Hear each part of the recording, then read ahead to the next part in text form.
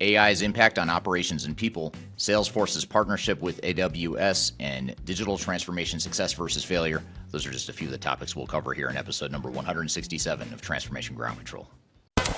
Welcome to Transformation Ground Control. Ground Control. The podcast that covers everything related to digital transformation. This podcast features technology agnostic and international discussions related to digital strategy, software selection, implementation, change management, business process optimization, and everything else you need to know to make your digital transformation project successful.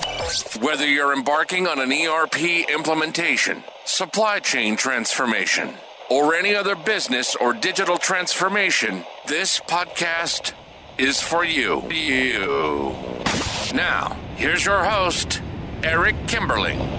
5, 4, 3, 2, 1.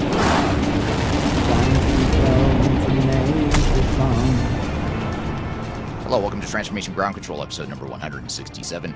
My name is Eric Kimberling here at Darian Chwialkowski. Darian, welcome to the show. Yeah, thanks for having me. Thank you for being here today. Got an exciting show for you today. First of all, this is the weekly podcast that covers everything related to digital transformation, and it's a tech-agnostic view of the world. My name is Eric Kimberling. I'm the CEO of Third Stage Consulting, and we're an independent tech-agnostic consulting firm that helps clients with digital transformations throughout the world, and the show is sponsored by Major Tom Productions. You can find past and upcoming episodes of the show at transformationgroundcontrol.com, so be sure to check it out there. We've got a great show for you today. We're going to open up with some audience questions on social media that we've received lately. We'll also get into some newsworthy topics here today. We're going to talk about artificial intelligence in banking based on a LinkedIn article that we discovered here recently. And then we're also going to get into Salesforce's partnership, their expanding partnership with AWS, and what that means to the Salesforce and CRM, ERP ecosystem. And then later in the show, we'll have our guest on the show, Lauren Ryder, who is the CEO of a company called Leading Edge. She is going to be on the show talking about AI's impact on business operations and people.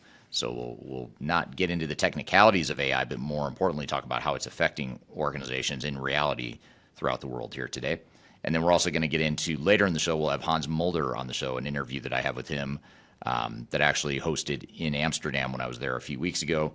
I had a chance to sit down with him and do a fairly brief interview with him to talk about digital transformation success versus failure. So we're going to talk about that later today. And that's going to be based on a lot of his research and experience as an expert witness, as well as being a professor as well. So be sure to stick around for that. He's a very interesting guest, has a lot to say and a lot of knowledge. So before we jump into our interviews and guests here today, Darian, what are some of the audience questions that you've pulled for us from social media?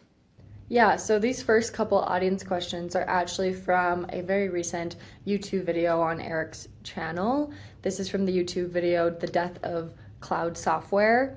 One of the comments was, my experience is that cloud surpasses on-premise costs in about 3 years. If you're looking at having a 5 to 7 year break even for cloud versus on-premise, then cloud may be cheaper as you are going to have HW/SW refreshes every 5 to 7 years, including repurchasing of software in many cases. And then he puts this in parentheses, the annual support cost is much higher than low licenses anyway. What is your take on this, Eric? Yeah, that's an interesting take, an interesting point. So he's suggesting, or that person is suggesting that it's actually more expensive for on-prem when you factor in hardware refreshes and potential software refreshes. And I know that is a real cost of on-prem. There's also the labor costs associated with maintaining on-premise systems that can add up over time, especially if you're using a really old proprietary technology. Like old mainframes used to have or they still do have a programming language called RPG that not many people know anymore because it's an obsolete technology or an obsolete code. But to find someone who knows RPG that is still working and still living in many cases, you're going to pay more for it because there's so few of them. And so that's those are real costs you have to factor in. The thing with hardware, though, hardware costs have come down so much over the years that I don't see that as a super material cost. I mean, keep in mind, you're not trying to build a massive data center like AWS would have. You're trying to build an infrastructure internally that'll support your applications and your transaction volume, which for most organizations, that's not a huge cost, especially when you compare it to the ongoing costs of cloud services or SaaS-based software solutions. So every business case is going to look different for different organizations. Of course, it depends on what your legacy environment looks like and what your on-premise system looks like compared to whatever cloud solution you're going to, and that's going to be a different comparison for every organization. But I've seen that in general, I would say in general, my experience has been maybe not the opposite, but different from what this person is saying. I've found it to be that after 5 or 7 years, cloud actually ends up becoming more expensive in most cases. Some cases, yes, on-premise is going to be more expensive because you've got those maintenance costs, the hardware costs. If you have to re-implement software because it's obsolete, of course, that's a big cost as well. So you have to look at your individual situation, and I think the key takeaway here is do a business case. It's not until you do a realistic business case that you know whether or not you've got one cheaper option over the other.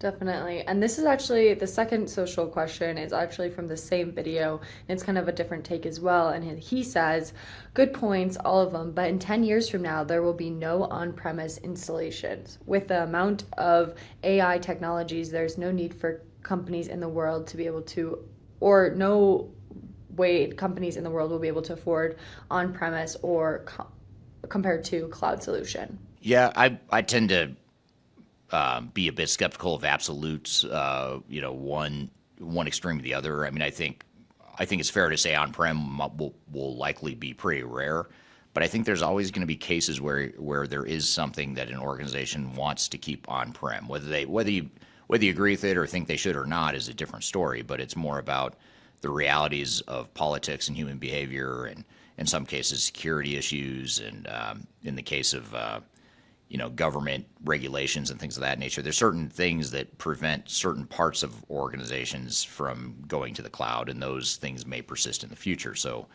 for example, if you can't host your data in the cloud because it's highly sensitive, it doesn't matter how efficient cloud is or how cost effective it may or may not be. It really doesn't matter. If there's a regulation or something that prohibits you from moving to the cloud, it doesn't matter. So, and we can argue all day whether or not you should go to the cloud. Well, it doesn't matter if there's a regulation that states otherwise. So I think that that's really the thing. And I also think there will be somewhat of a backlash at some point, and I talk about this in the video that these questions came from, which it seemed like created a lot of controversy and comments on it. But my point in the video was to highlight some of the risks and the trade-offs with cloud, because I think the industry likes to market cloud as this silver bullet magical answer that solves the world's problems, but the reality is there's other problems that get created. Doesn't mean you should move to the cloud, but it does mean that you've got to consider those things.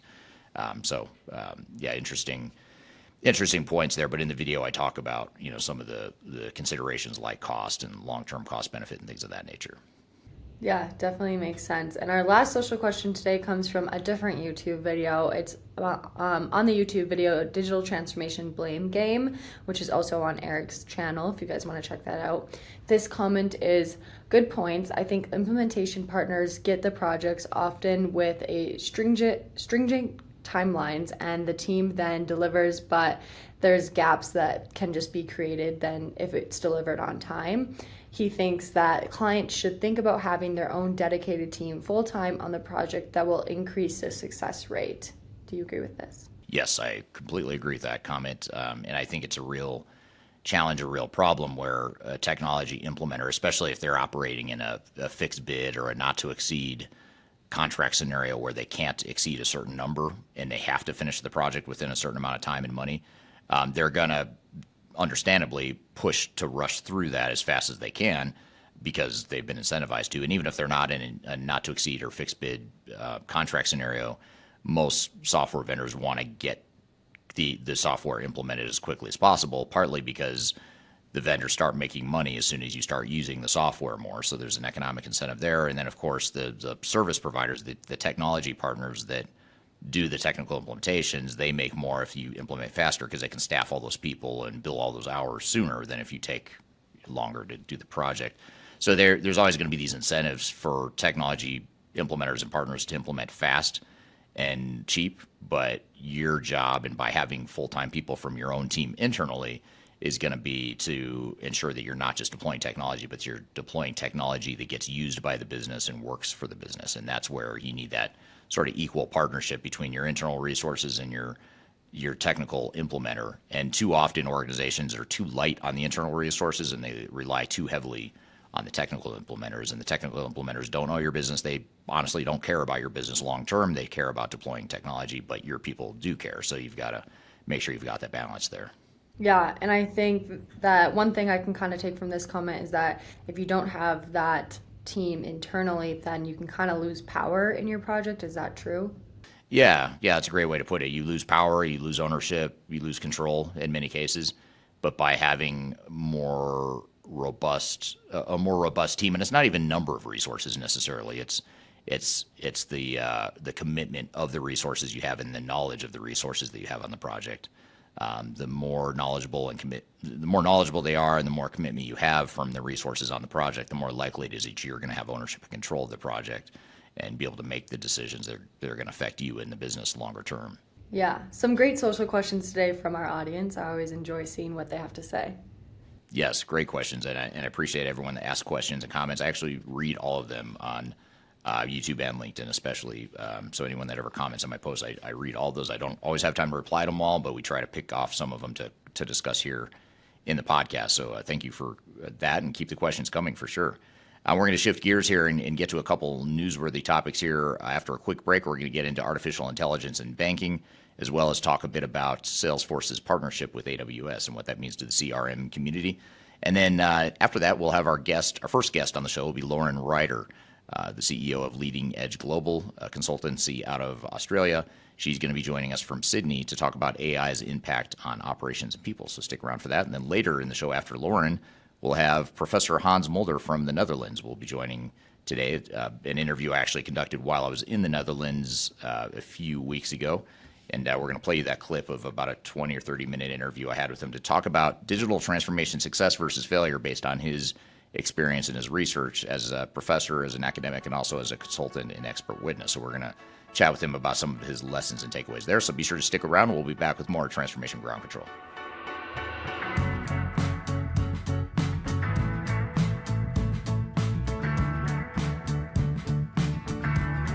People oftentimes ask me how I built such a strong social media following on YouTube and LinkedIn and Facebook and other outlets. And the fact of the matter is it took me a long time to build a following through a lot of trial and error, making a lot of mistakes.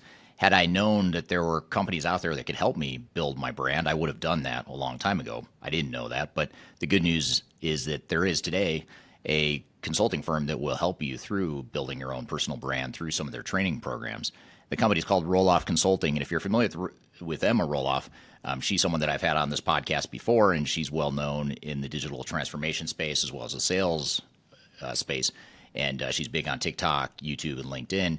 And she and her husband have started a training course and a training company that focuses on helping people build their personal brands and helping them to sell themselves digitally. So whether you're a salesperson that's trying to reach more customers or you're an individual that's just trying to build your personal brand, that's something that they help with through their training programs. And they've offered listeners of this podcast a free 5-day LinkedIn challenge. And I encourage you to check it out. I've included a link below for this podcast. If you go to the podcast notes, you'll find a link that gets you free access to this 5-day challenge where you'll get step-by-step guidance. You'll get real results. So you'll get some tangible results from the program. And you also get a special offer at the end of it. So it's exclusive to listeners of this podcast. Be sure to check out the link below if you want to work on building your personal brand, or if you're in sales and you're trying to reach more people. Whatever the case may be, check it out. It's free to listeners of this podcast. You can check it out via the link below. Interested in working for a company that truly values your unique skills and experience? Here at Third Stage, we don't hire based on resumes alone. We look at the full candidate, experience, and willingness to provide excellent service for our clients. Within a technology, independent, and agnostic consulting firm, you have the opportunity to learn across industries with a diverse group of clients. Our consultants also have the opportunity to diversify their portfolio and learn across technology systems. If you're interested in joining a high-growth entrepreneurial organization, please reach out to us at work@thirdstage-consulting.com.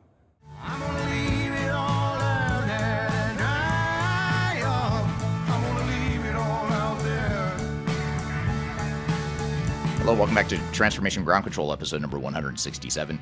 My name is Eric Kimberling here at Darian, Chwialkowski. You can find new episodes of the show every Wednesday at transformationgroundcontrol.com. And the show is sponsored by Third Stage Consulting, an independent tech consulting firm that helps clients with digital transformations throughout the world. And you've got a couple of interesting newsworthy items for us here today. Darian, what do you have in store?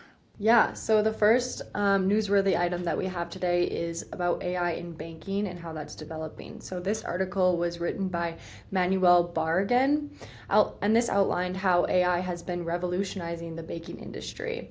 In 2023, we saw generative AI adoption, productivity increase, and automation risk in management processes. Other emerging benefits from AI in banking include reductions in operational costs, improved customer experience with chatbots, and automation in investment processes. While AI can provide benefits, it's also essential to address the challenges such as security, transparency, managing workforce transitions, and finding the right balance between automation and human expertise into maximizing its potential in the banking industry. Where do you feel, Eric, the line is when it comes to automation and human expertise, specifically in the banking industry? Well, I think the banking industry, from what little I know about it, is ripe for more automation and more AI and less human intervention. There's just a lot of, when you think about all the data, the volumes of data that a bank or a financial institution has on its individual customers and all the transactions that go along with that. And of course, all the institutional investments and things that happen on the internally within banks. There's just a lot that can be done with data and automation. Having said that, though, it's also highly regulated. It's risky, in terms of there's a lot at stake when you're dealing with a financial services organization, because it's more prone to cyber security issues and potential data breaches and things of that nature. So you do need a certain amount of data or human intervention, not only for potential breaches and cybersecurity issues, but also just making sure that someone is adding their knowledge to what the AI models are telling them or what they're learning from AI. So as we'll talk about it, and we're going to discuss this with Lauren here in the next segment when she joins us here for the interview with her, you really need both. You need the technology and you still need the people. I don't think jobs are going to disappear as quickly as some may fear. I think it's just going to change jobs and change the focus, and the way we engage with AI will continue to evolve too.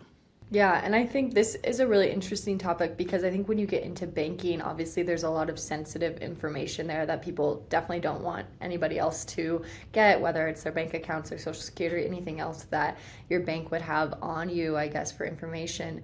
So I think that plays an interesting role into the dynamic of, well, do I want it all to be ran by humans, or do I want some of that? Maybe people feel a little bit more protective if it is automated a little bit by AI.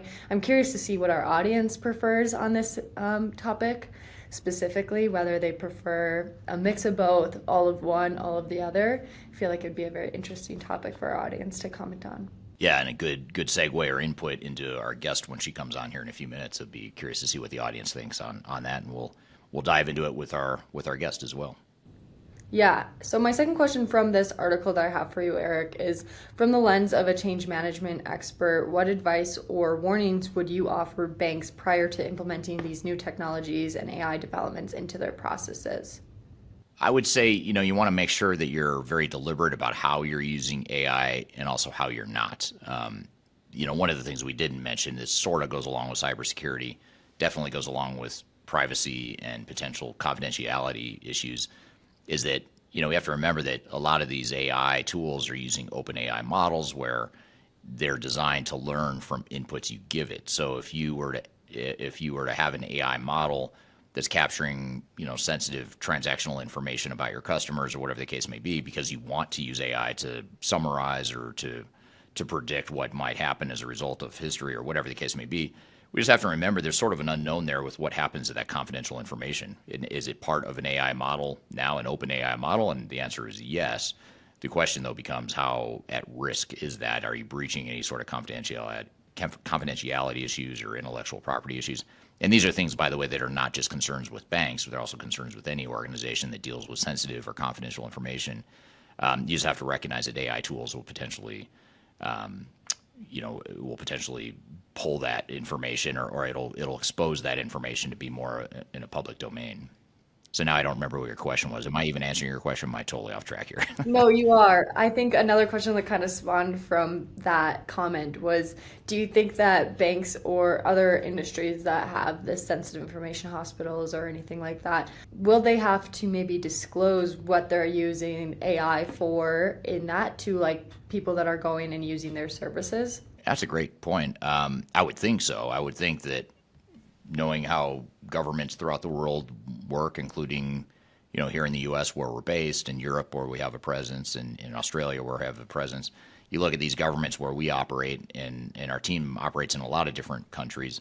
I don't think governments can help themselves. I think they're gonna not have to, but they're gonna not be able to contain themselves, and they're gonna want to put parameters in place. And to be fair, there's a big movement and a big school of thought within the AI community, even on the tech community, that says you can't just let AI run on its own. You've got to have parameters in place and regulations and rules and things like that. I would think just for privacy issues, especially like, for example, in the United States where you and I are today, Darian, you've got these what they call HIPAA laws, which are privacy laws related to healthcare. So if you go to a hospital or a doctor, that information that they collect about you and your diagnosis and your overall care, that's all confidential, and they can't share that information with anyone other than you or anyone you designate. So I would think now if you have an AI tool and you are sharing that information with an AI tool in the United States, is that violating a HIPAA law? I don't know, because you're not sharing it with a human, you're not sharing it with a person, but you are sharing it with a tool that was created by humans and could be potentially misused by humans too. So that's a great question. I don't have a good answer for it. But if we have any attorneys listening, I'd love to hear their thoughts. Yeah, definitely. I think there's a lot to find out and I guess figure out for whether it's governments or other industries on what the regulations are going to look like for the AI industry. I know this is something we talk a lot about on this podcast, but I think it's something that is very relevant and interesting to dive into. So our next newsworthy topic today is about Salesforce partnering with Amazon Web Services. This happened back in 2023, in November of 2023 in the US, but they are currently expanding. They just recently announced that they are expanding this globally and into the UK. So what this does is when Salesforce partners with Amazon Web Services, it introduces products like Data Cloud, Service Cloud, Sales Cloud, and other industry clouds to the Amazon Web Services marketplace.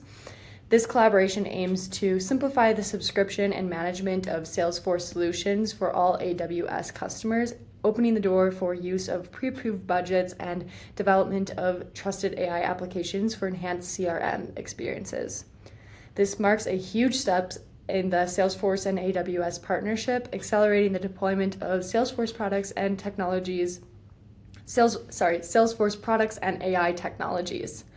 Eric, do you see additional benefits from the new advancements in this partnership, from them going from just in the US to now more globally? Yeah, I do. I think a lot of the software vendors, the cloud software providers, are moving to this model where they use the hyperscalers. They use the AWSs of the world, or Azure, and they will use those as their partners, which makes sense. Why not leverage AWS? For those that don't know, it's Amazon Web Services. Amazon has built a massive cloud offering. In fact, a lot of people don't recognize that they are not only an e-commerce company, but they have a huge cloud offering as well. And so they allow cloud providers to use their infrastructure. So I think it's a great way to for software vendors to scale and to provide more reliable cloud-based delivery. I think the challenge, though, for customers is now you've got two different parties you're trying to manage. You've got the application provider that is providing the software technology, and then you have the cloud provider that's providing the infrastructure. So now you've got two parties to work with, which isn't the end of the world. It just adds to the complexity of, you don't have that single throat to choke now, where you can just go to one vendor who's providing infrastructure and software. And keep in mind, I know this is nothing different. This isn't like Salesforce is suddenly deciding that they're going to partner with AWS. They already have, and now they're just expanding that partnership. So it's not necessarily anything new. It's just that they're moving further in that direction of having a hyperscaler like AWS, and that's something you have to be aware of, like with with SAP too, for example. I know SAP allows you to choose what hyperscaler you want. Do you want AWS or Azure or whatever, which is great. It's flexibility, it's options for customers, but it's also complexity. So I think that's just the takeaway there is you've got to have the governance in place and the management in place, the vendor management in place to make sure that relationship is healthy for you. Yeah, and you mentioned that this is something that's becoming really common. Do you see this being like best practices or just streamlined in the future that this will just essentially happen? Or where do you think that line is if it's going to be most common or just like happen majority of the time, but there'll still be other situations where it doesn't happen? I don't know. That's a great question. I honestly don't know. I could argue both sides because I think on one hand, why, if you're Salesforce or SAP or any of these big tech providers, why try to build this massive infrastructure when that's not your core competency and someone else out there has already done it, and far exceeded what most could possibly do with AWS and Azure, for example. On the other hand, though, just maybe thinking a little bit longer term, I could see how a company like Salesforce or SAP might say, wow, that's a big cash cow that we're, paying out the door to a third-party provider. What if we did that ourselves? Could we make more money? So I think the larger application providers like Salesforce, SAP, Microsoft, not Microsoft already has their own hyperscale solution, but let's just say Oracle, for example, Oracle, SAP, Salesforce, Workday, all these big tech providers that have thousands and thousands of customers and mass amounts of infrastructure needs. I can see there maybe being a tipping point over time where it's more cost effective and more profitable for them to manage that infrastructure themselves. But that's pure speculation. But in the short term, I think it makes a lot of sense, and I think you'll continue to see more of it in the short term. Yeah, definitely some interesting topics today. I think overall, there's a lot of different things that you could dive into, but overall, I think it's very interesting to see all the different newsworthy topics that are going on week to week. Yeah, absolutely. Thanks for pulling those interesting topics out for us today, and look forward to continuing the discussion around AI. We're going to come back to AI again with our guest Lauren Ryder, who's going to be on the show here in just a moment. She's the CEO of a company called Leading Edge Global. She is based out of Australia. She's going to be joining us here from Sydney to talk about AI's impact on business operations and people. And then later in the show, we'll shift gears and go to Amsterdam and pull in our guest, Professor Hans Mulder, to talk about digital transformation success versus failure. So be sure to stick around. We'll be right back with more Transformation Ground Control.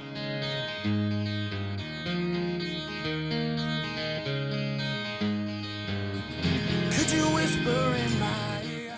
If you are aiming for transformation success, turn to Third Stage Consulting Group. Third Stage's independent and technology-agnostic consulting team helps clients define their digital strategies, define their roadmaps, and manage their transformations. With offices in the US, Europe, and Australia, our team helps the world's most forward-thinking organizations through their transformation pitfalls and risks. If you are embarking on a digital transformation or business change initiative, contact Third Stage Consulting to see how we can help you reach the third stage of transformation success. Learn more about us and download independent reports, videos, and other best practices at thirdstage-consulting.com. Hi, this is Eric Kimberling with Third Stage Consulting and your host of Transformation Ground Control. I want to encourage you to read our Guide to Organizational Change Management. It's a free report or free guide that we published. It's one that I actually wrote that talks about best practices and lessons learned as it relates to change management.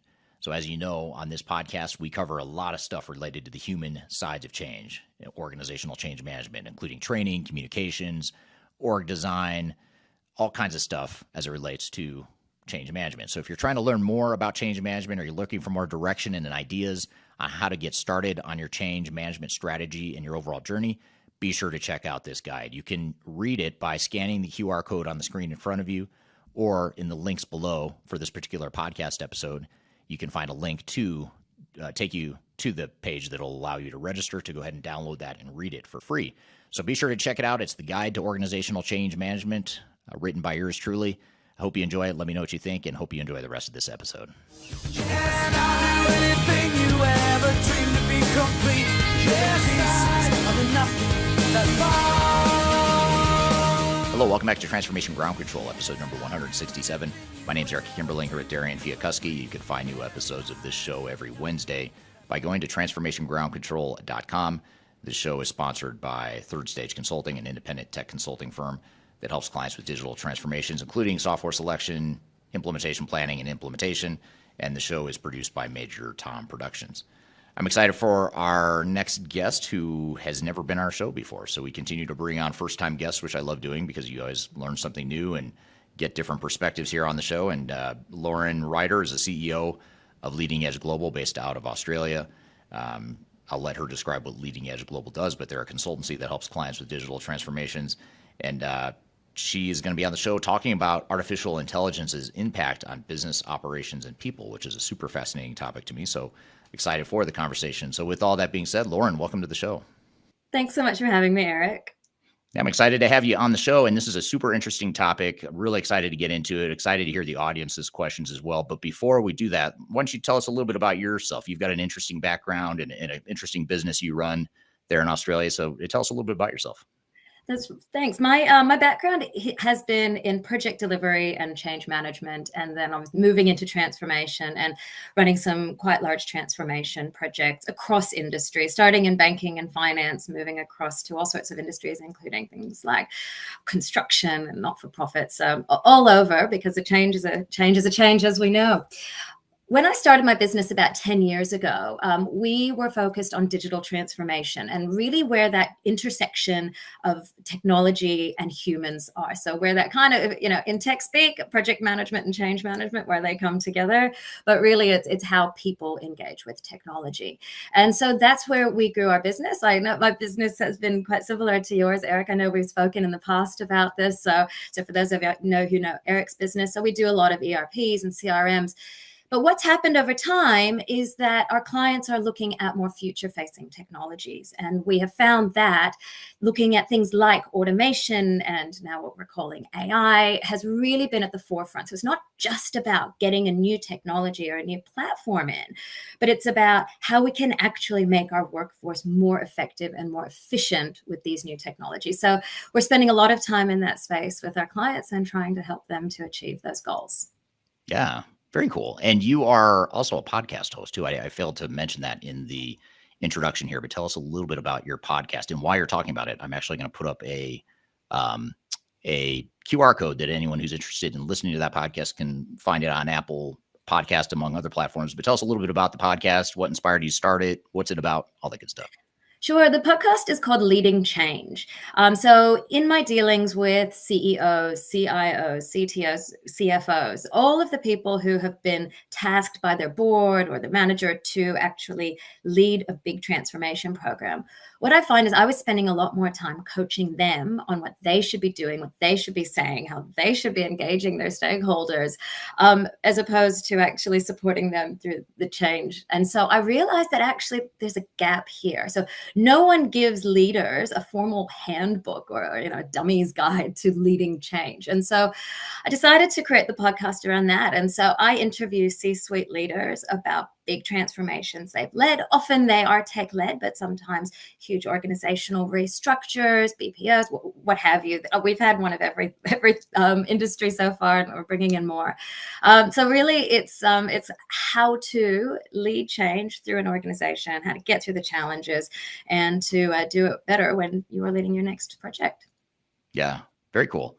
So it's called Leading Change. You can find if you scan that QR code right here, if you're listening or watching the video version, you can scan that QR code right there, right next to my head.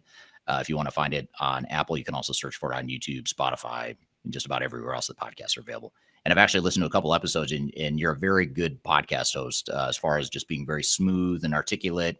It's very soothing. Actually, I'm learning a lot, but it's also very calming and relaxing. I almost feel like I'm meditating and learning about change at the same time when I listen to your podcast. So nice work with that. And I hope it is doing well for you so far. Thank you. No, it's actually been really good. And that's really cool feedback. So thanks. Yeah, absolutely. Well, I'll leave that up there for a second, the QR code for those that might be interested in following that. But one question before we get into, all the stuff about AI, and this is more of just a kind of your personal journey with Leading Edge and in your company and some of the international work you've done. You're based in Sydney, Australia. You do work obviously in Australia, but you're also working internationally outside of Australia and other regions of the world. Maybe tell us a little bit about, some of the regions you're working in right now and how that's going for you so far. Yeah, sure. So back in August, I learned about an opportunity in the Middle East, in Saudi Arabia. They were having a huge country transformation. You know, we transform companies, but this was a country transformation. And from what I was hearing, it was a once in a lifetime opportunity. So I just jumped on a plane and went over to Saudi Arabia. There was and is huge amounts of opportunity to expand over there. So I spent time in Dubai, spent time in Saudi. I opened up a branch over there, and we've been doing work with big organizations, whether global or actually just based in those locations. It's been an incredible experience. I mean, the culture across the GCC is very different than most other countries that we deal with. Obviously, Dubai is a bit more Western. But Saudi Arabia just requires a lot more cultural understanding, you know, looking at things differently. They take things a bit slower than we normally would. It's more relationship based. So, you know, it's been a really interesting journey, just, you know, doing business overseas there, but just with a completely different culture. But yeah, if anyone is listening and they want to expand their business or at least just explore, I suggest grab a plane ticket and go to Saudi Arabia. It's incredible right now. Yeah.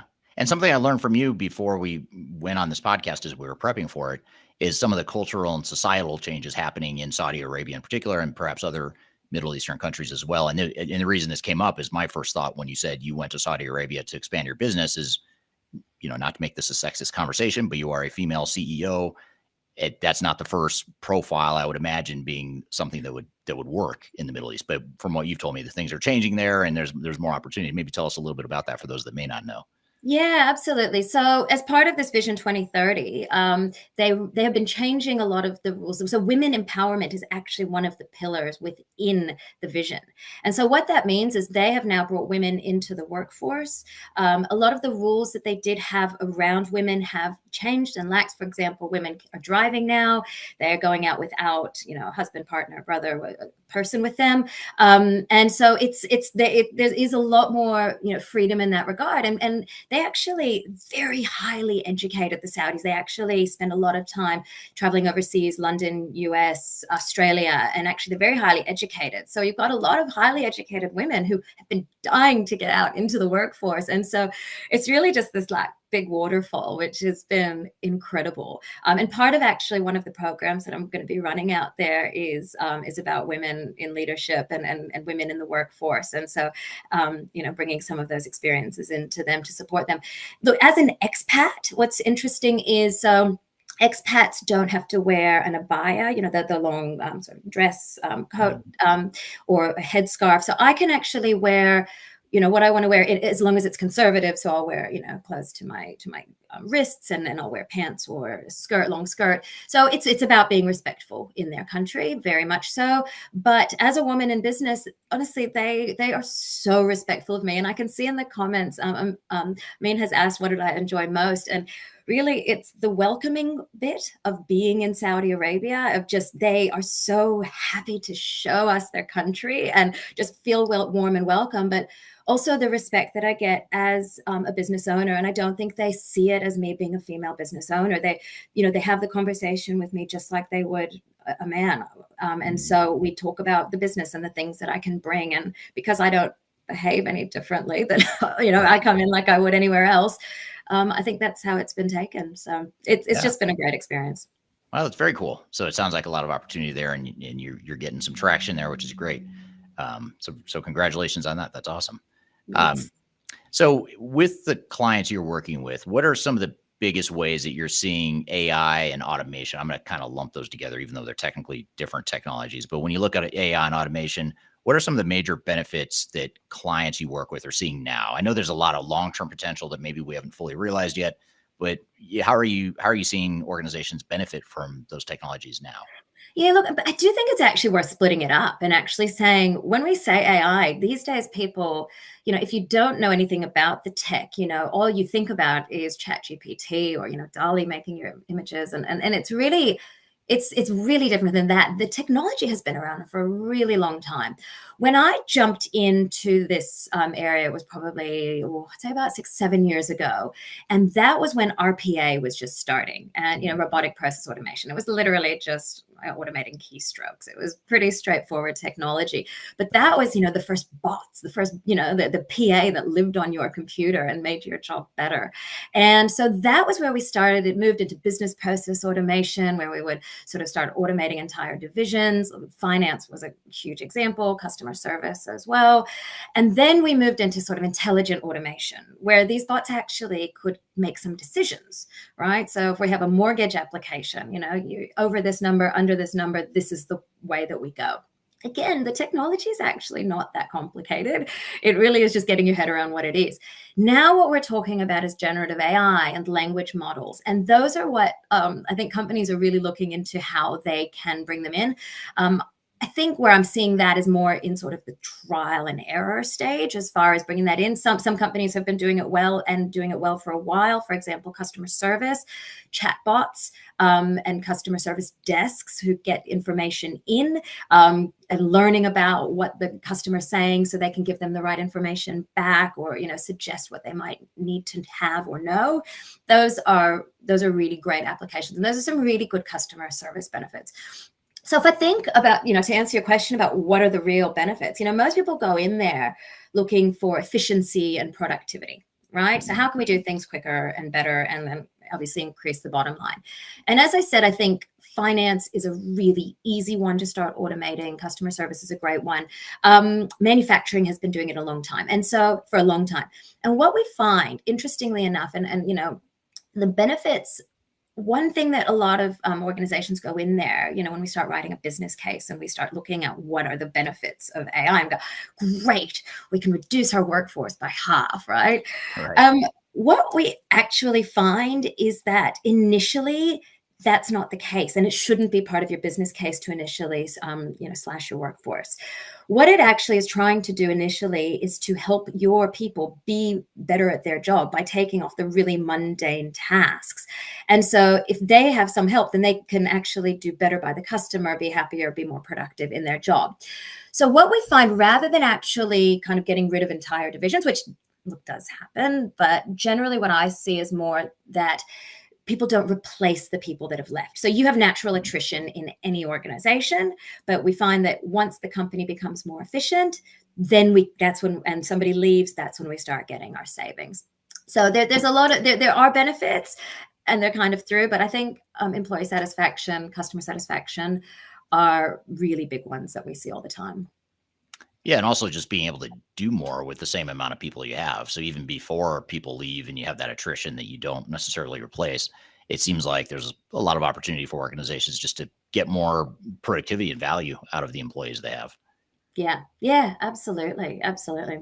I'm here with Lauren Ryder discussing artificial intelligence and its impact on business operations and its people. I've got a lot more questions for Lauren, but first we're going to take a quick break. We'll be back with more Transformation Ground Control.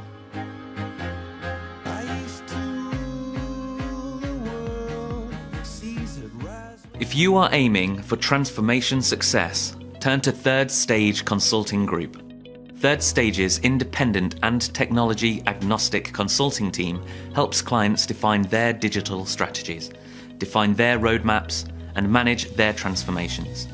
With offices in the US, Europe, and Australia, our team helps the world's most forward-thinking organizations through their transformation pitfalls and risks. If you are embarking on a digital transformation or business change initiative, contact Third Stage Consulting to see how we can help you reach the third stage of transformation success. Learn more about us and download independent reports, videos, and other best practices at thirdstageconsulting.com. The last thing you want to have happen is for your digital transformation to end up in court. I've been doing this for 20 years and I have seen everything. My name is Marcus Harris. I'm a software and technology attorney focusing my practice on drafting and negotiating software-related contracts and litigating software disputes across the country. Feel free to reach out to us at taftlaw.com. We'd love to talk to you about the litigation process and what you can expect.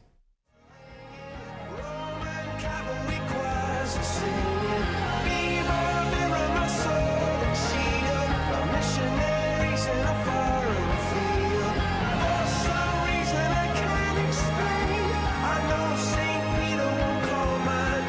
Hello, welcome back to Transformation Ground Control, episode number 167. My name is Eric Kimberling here at Darian Chwialkowski.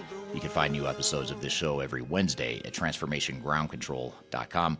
The show is sponsored by Third Stage Consulting, which is an independent tech agnostic consulting provider that helps clients throughout the world with their digital transformation journeys. I'm here with Lauren Ryder from Leading Edge Global. She's the CEO of that company. She's joining us from Sydney to chat about artificial intelligence and the impact on business operations and people. And let's jump back into the conversation. Do you see, given that you work, for example, in Saudi Arabia and in Australia, among other countries, do you see differences in AI adoption in different parts of the world, different levels of maturity? There definitely is. And, I think I know India is a huge adopter. I know that Meta just created a whole big AI, farming data center for them. They really are big adopters across India, across industries. UAE, definitely, as I said, they're a lot more, they're very Western, like other countries. They're forward thinking. I know Singapore is doing a lot in that space, and China. There's a few countries that are a bit behind. I know some of the European countries and just even having done research as I haven't worked there, but I know like Spain and France, I've been told they're not quite as advanced. Australia, and they're being here, not really huge risk takers in Australia. They like to see that other people in the world do it first. Right. So that's why in Australia, a lot of the take up was originally with just the process automation. It was pretty straightforward. And now they're seeing other people get benefits from sort of the more Gen AI, and that's what they're kind of looking at. But yeah, it's different. It's different adoption rates across the world. Interestingly, Saudi is doing a big investment in it, like things like Neom, the line, that really long building that goes on forever. They will be implementing stacks of really cool technology. I'm actually friends with one of the project managers there, and he was telling me it sounds amazing. But then if you go into their normal businesses, they're not quite ready for it there. So there's some business improvement. So I think there's pockets, which is probably true for most of the world. Yeah. I'd be curious to hear from the audience, where are you seeing AI being used in businesses or regions that you might be in? I'd be curious to hear your feedback. So drop in the chat, what examples are you seeing of AI being used in businesses? Are you seeing it being used in businesses?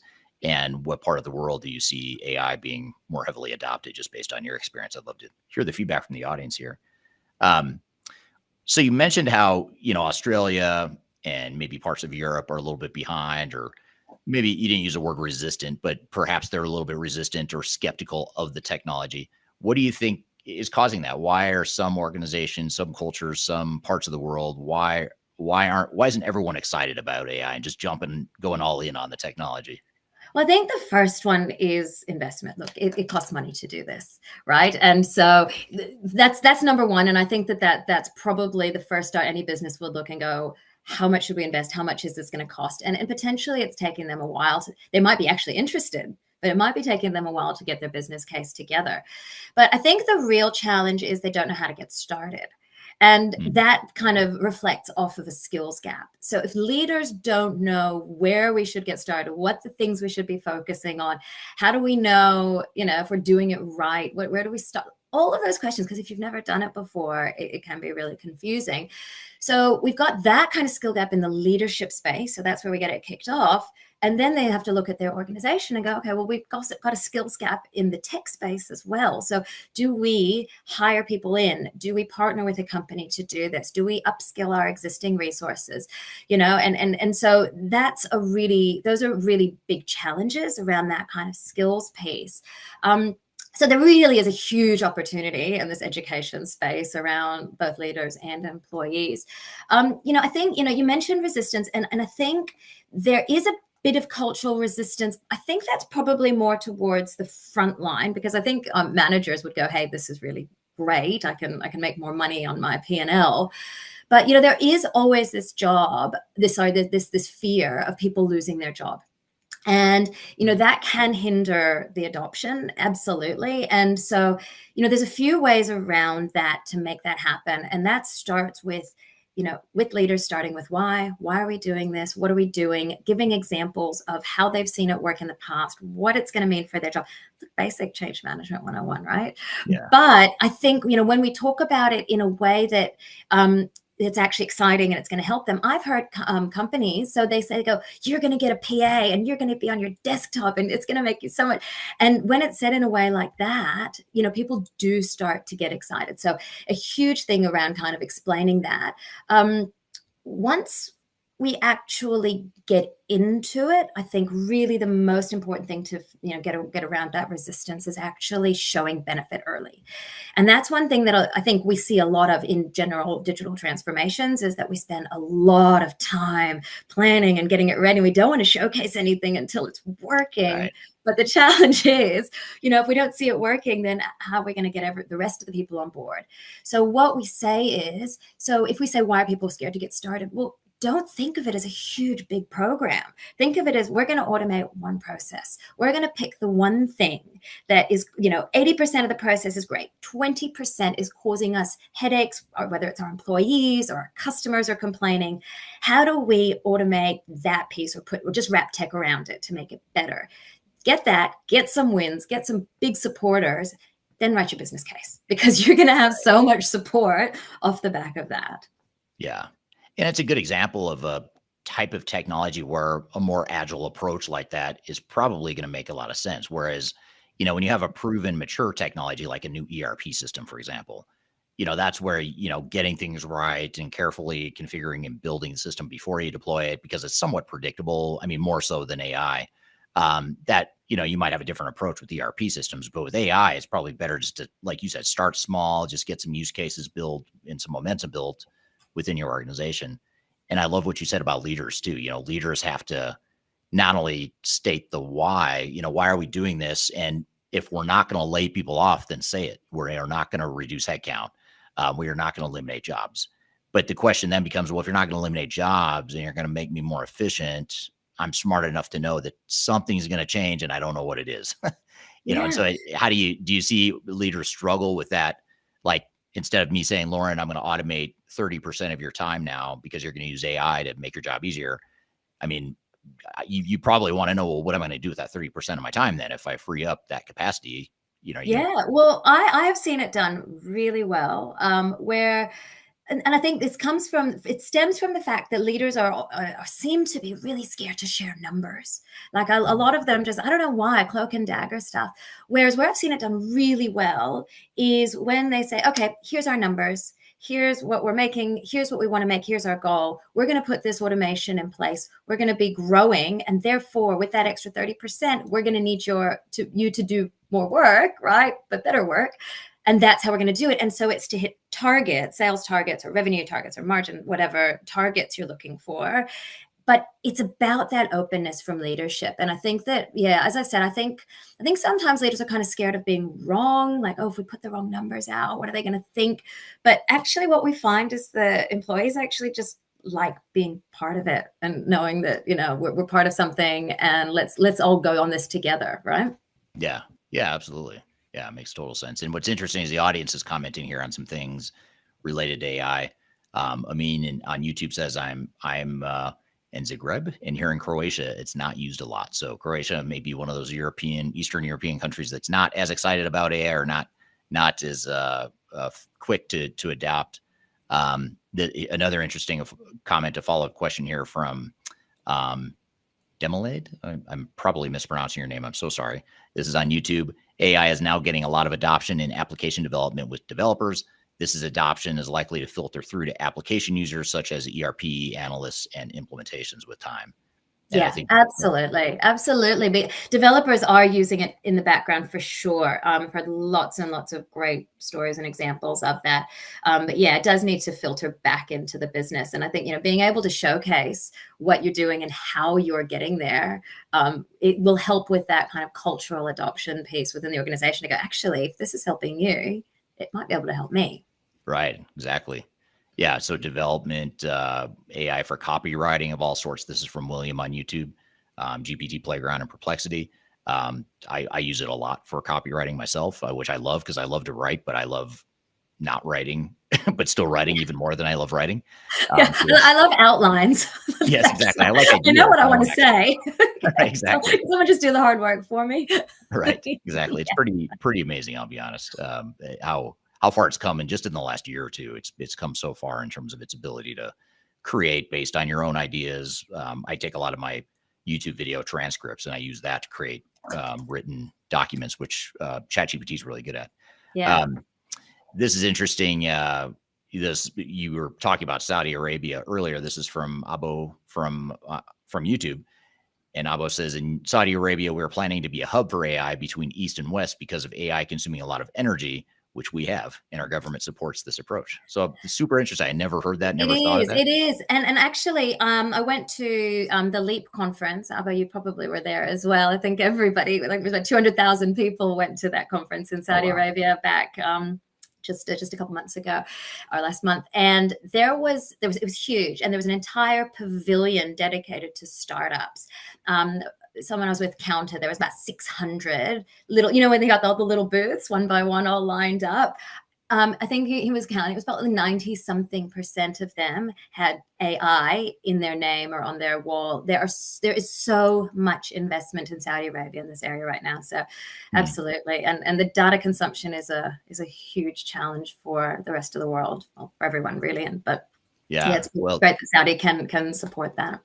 Yeah, and you look at Dubai and Saudi Arabia and some of the Middle Eastern countries that have historically relied on energy. They still have energy, but it's interesting is they're investing so heavily in technology and other economies to try and diversify and prepare for the day when there's not as much oil and there's not as much energy available in the region. So I think that's super interesting that they're embracing AI in that way.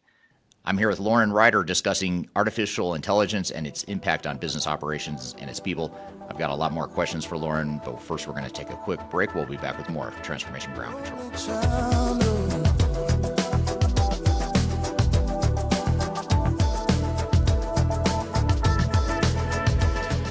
People oftentimes ask me how I built such a strong social media following on YouTube and LinkedIn and Facebook and other outlets. And the fact of the matter is it took me a long time to build a following through a lot of trial and error, making a lot of mistakes. Had I known that there were companies out there that could help me build my brand, I would have done that a long time ago. I didn't know that, but the good news is that there is today a consulting firm that will help you through building your own personal brand through some of their training programs. The company is called Roloff Consulting, and if you're familiar with Emma Roloff, she's someone that I've had on this podcast before, and she's well known in the digital transformation space as well as the sales space. And she's big on TikTok, YouTube, and LinkedIn. And she and her husband have started a training course and a training company that focuses on helping people build their personal brands and helping them to sell themselves digitally. So whether you're a salesperson that's trying to reach more customers or you're an individual that's just trying to build your personal brand, that's something that they help with through their training programs. And they've offered listeners of this podcast a free 5-day LinkedIn challenge. And I encourage you to check it out. I've included a link below for this podcast. If you go to the podcast notes, you'll find a link that gets you free access to this 5-day challenge where you'll get step-by-step guidance. You'll get real results. So you'll get some tangible results from the program. And you also get a special offer at the end of it. So it's exclusive to listeners of this podcast. Be sure to check out the link below if you want to work on building your personal brand, or if you're in sales and you're trying to reach more people, whatever the case may be, check it out. It's free to listeners of this podcast. You can check it out via the link below. Interested in working for a company that truly values your unique skills and experience? Here at Third Stage, we don't hire based on resumes alone. We look at the full candidate, experience, and willingness to provide excellent service for our clients. Within a technology, independent, and agnostic consulting firm, you have the opportunity to learn across industries with a diverse group of clients. Our consultants also have the opportunity to diversify their portfolio and learn across technology systems. If you're interested in joining a high-growth entrepreneurial organization, please reach out to us at work@thirdstage-consulting.com.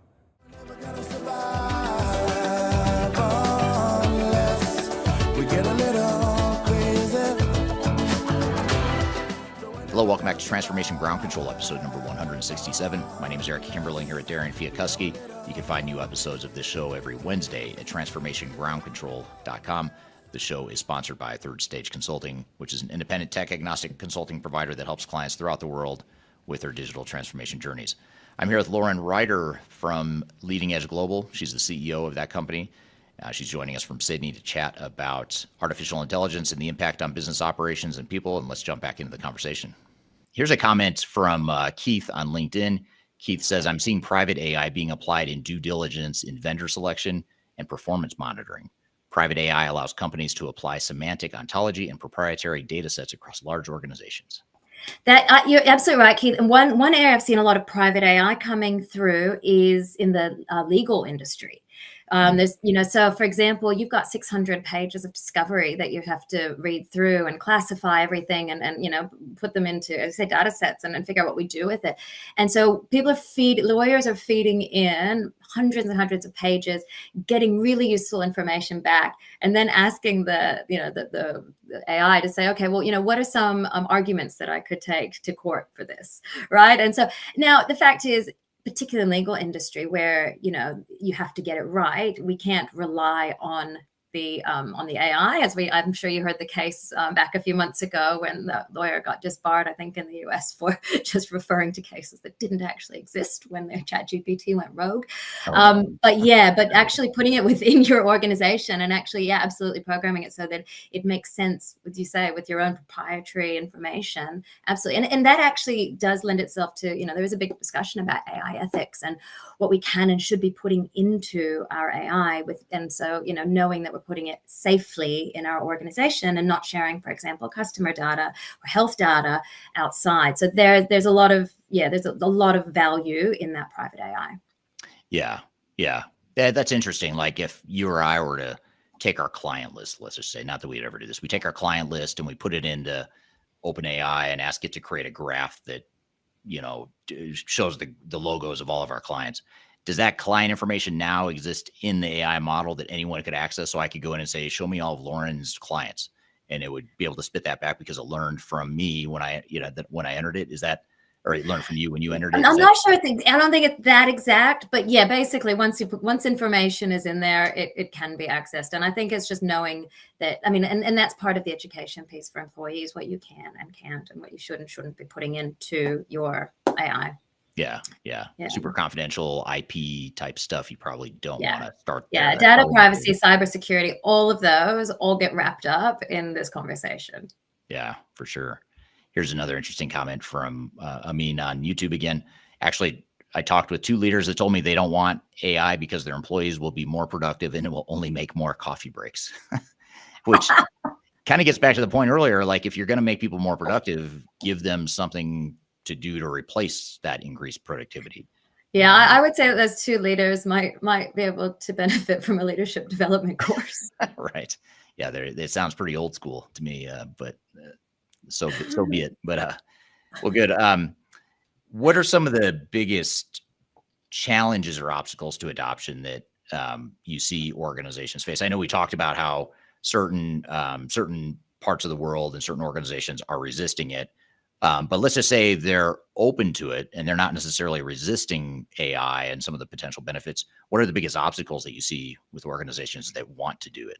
Yeah. So I think the first one is, and I think I referred to it earlier, is knowing where to start, knowing which piece should we go. So, there's a few different ways and you can call it like the problem definition or the thing that we need to solve.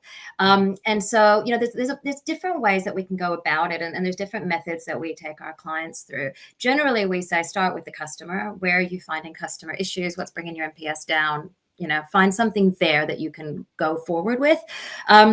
And then I think it's also, the big question is, what do we have that is special, that is different? Like in the finance industry, we call it our alpha, right? What's the thing that makes us outperform our competition on a normal day?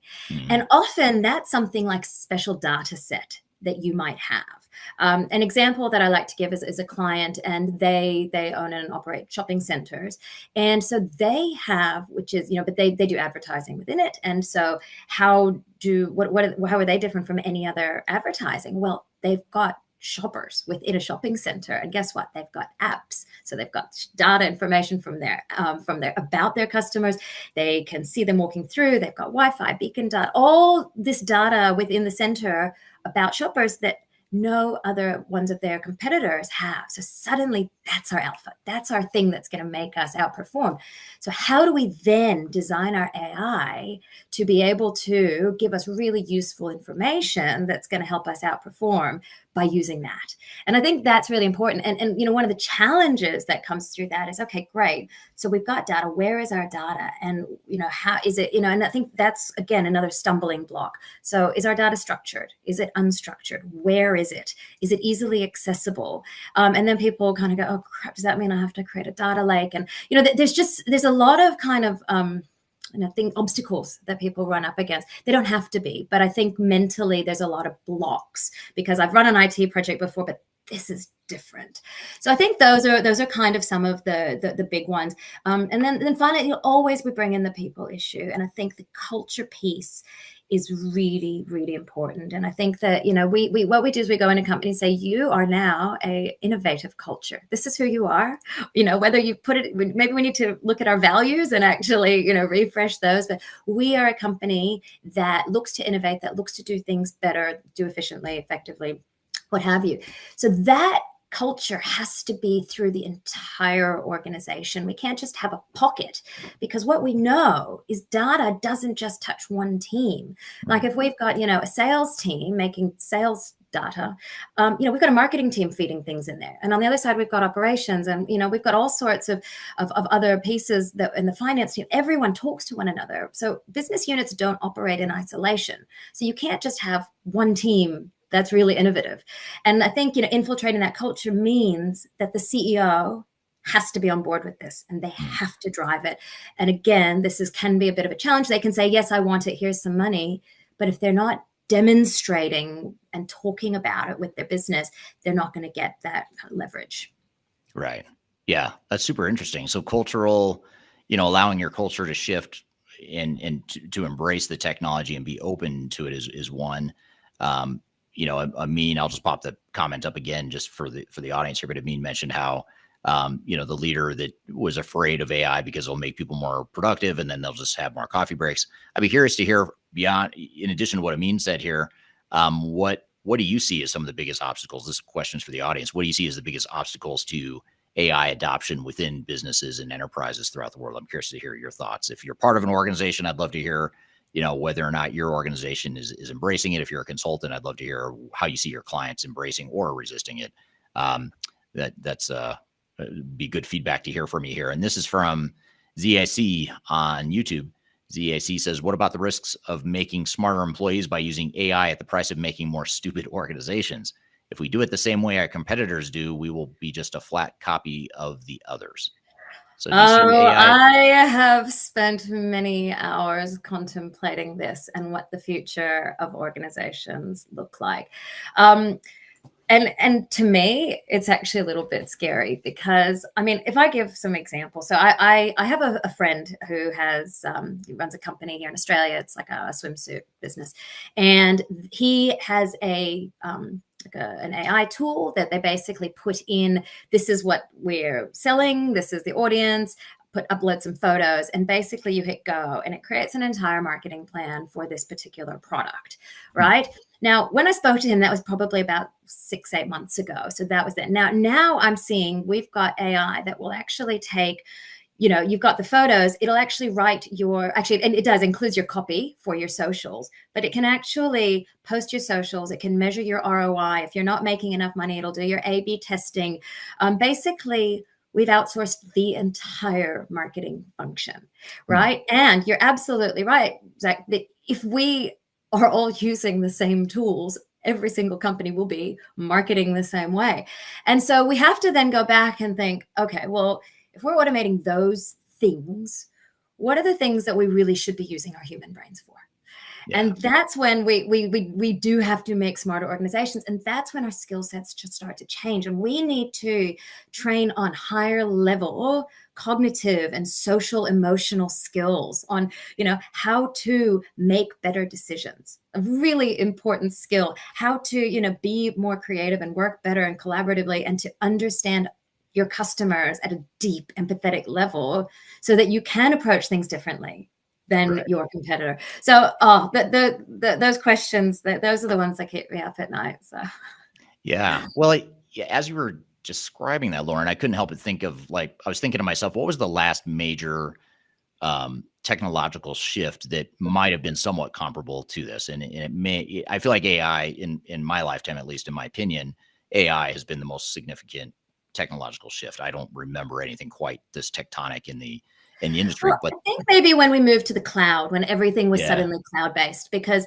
you'd remember everything, we had all of our systems on site and now they're in the cloud. And the changes that a business would have to face is, suddenly, again, we're other than, a little bit of change, we basically have to use the same program as everyone else, right? Because yeah, we're at the whim, with the mercy of, and suddenly we think we've lost, our competitiveness. But look, organizations have adjusted and adopted, and it's not like that, even though we yeah, are all in the cloud.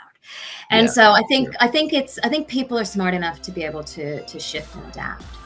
I'm here with Lauren Ryder discussing artificial intelligence and its impact on business operations and its people. I've got a lot more questions for Lauren, but first we're going to take a quick break. We'll be back with more Transformation Ground Control.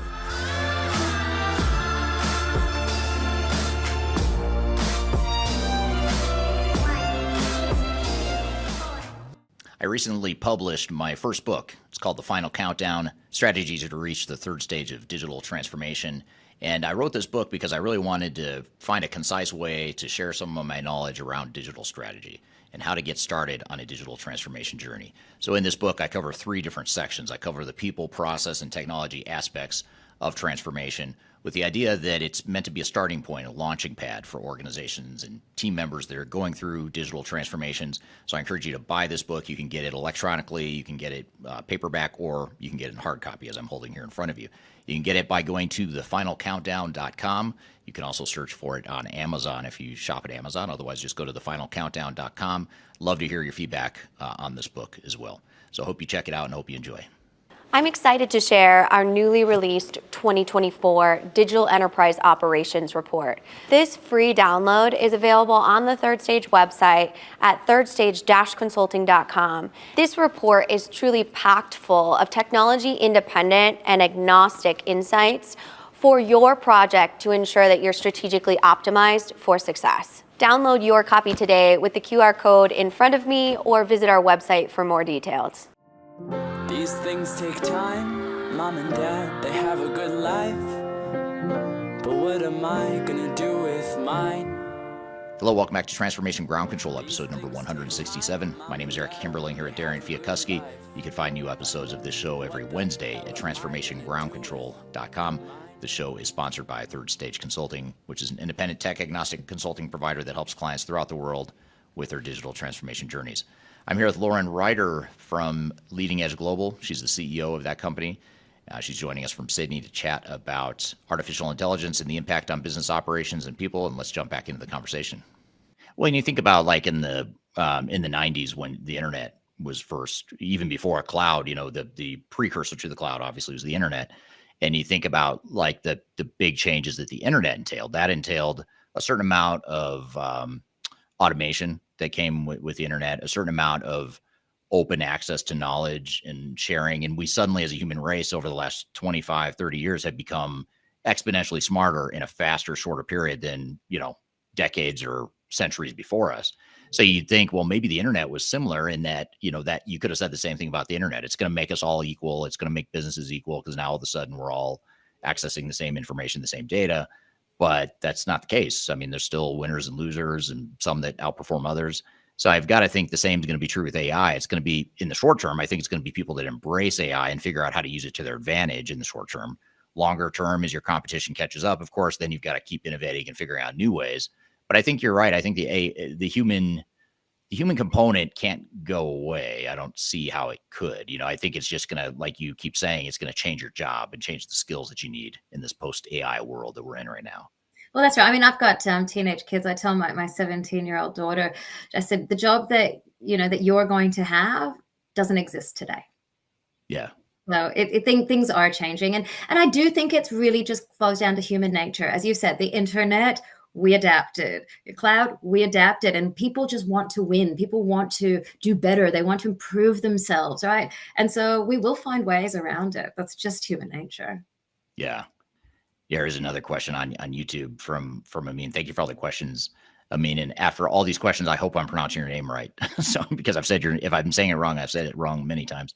But The question here is a BCG, Boston Consulting Group study showed that learned language models make individuals more productive, but when it came to a group, it makes it the opposite. So it's making groups less productive. Have you seen anything along those lines, Lauren, or is that? I haven't seen that study. And what I can say is, when I do sort of introduce and talk about this, I say, these LMs and the Gen AI, the tools that we use are great for personal productivity. And so, and that's exactly what I call them. They're personal productivity tools. And what I talk about is enterprise AI. And so to me, I see it actually, they're different. It's a different conversation. So yeah, I can see how that study would give you that information. I mean, when it says when it comes to a group, I don't know if they're saying they're using the same kind of tool together, or whether it's something like, as I mentioned, a great, that customer service example where they start learning through what the customers and the employees are putting in, and they learn what to do. And yeah, that would make people less intelligent, because you get fed the information. So if you're sitting at a customer service desk and the language model has learned for you, of course you don't need to be creative, because somebody calls in for a password reset and it's heard it, it knows it, the password reset's already in the person's inbox without you having to do anything. Absolutely, you're not going to be doing any more work than you have to. So if that's what that study is referring to, I get it. Yeah, that makes total sense. And I'm going to keep rolling with these questions here because they're really good ones here. This is from YouTube as well. How do you answer an employee that is reticent to AI, who tells that being more productive is to make ourselves work more? So in other words, do you think employees might resist AI because we're just going to ask them to do something different, automate part of their job, and take on more responsibility? Look, resistance comes in all forms. So as we know, when we're rolling out change, some people are going to be early adopters, some people are going to sit on the fence and wait, and some people are going to dig in. And and there's active resistance and there's passive resistance, and it sounds like this person is actually quite actively resistant. And I would say that those are actually the easiest people to deal with in an organization, because you know exactly what their problem is. So you start using some really great questioning techniques. I don't know, like 5 why. Why do you think that? Why? Get them down to the real essence of why they're actually saying this. Because what they're saying is be more productive, make ourselves work more.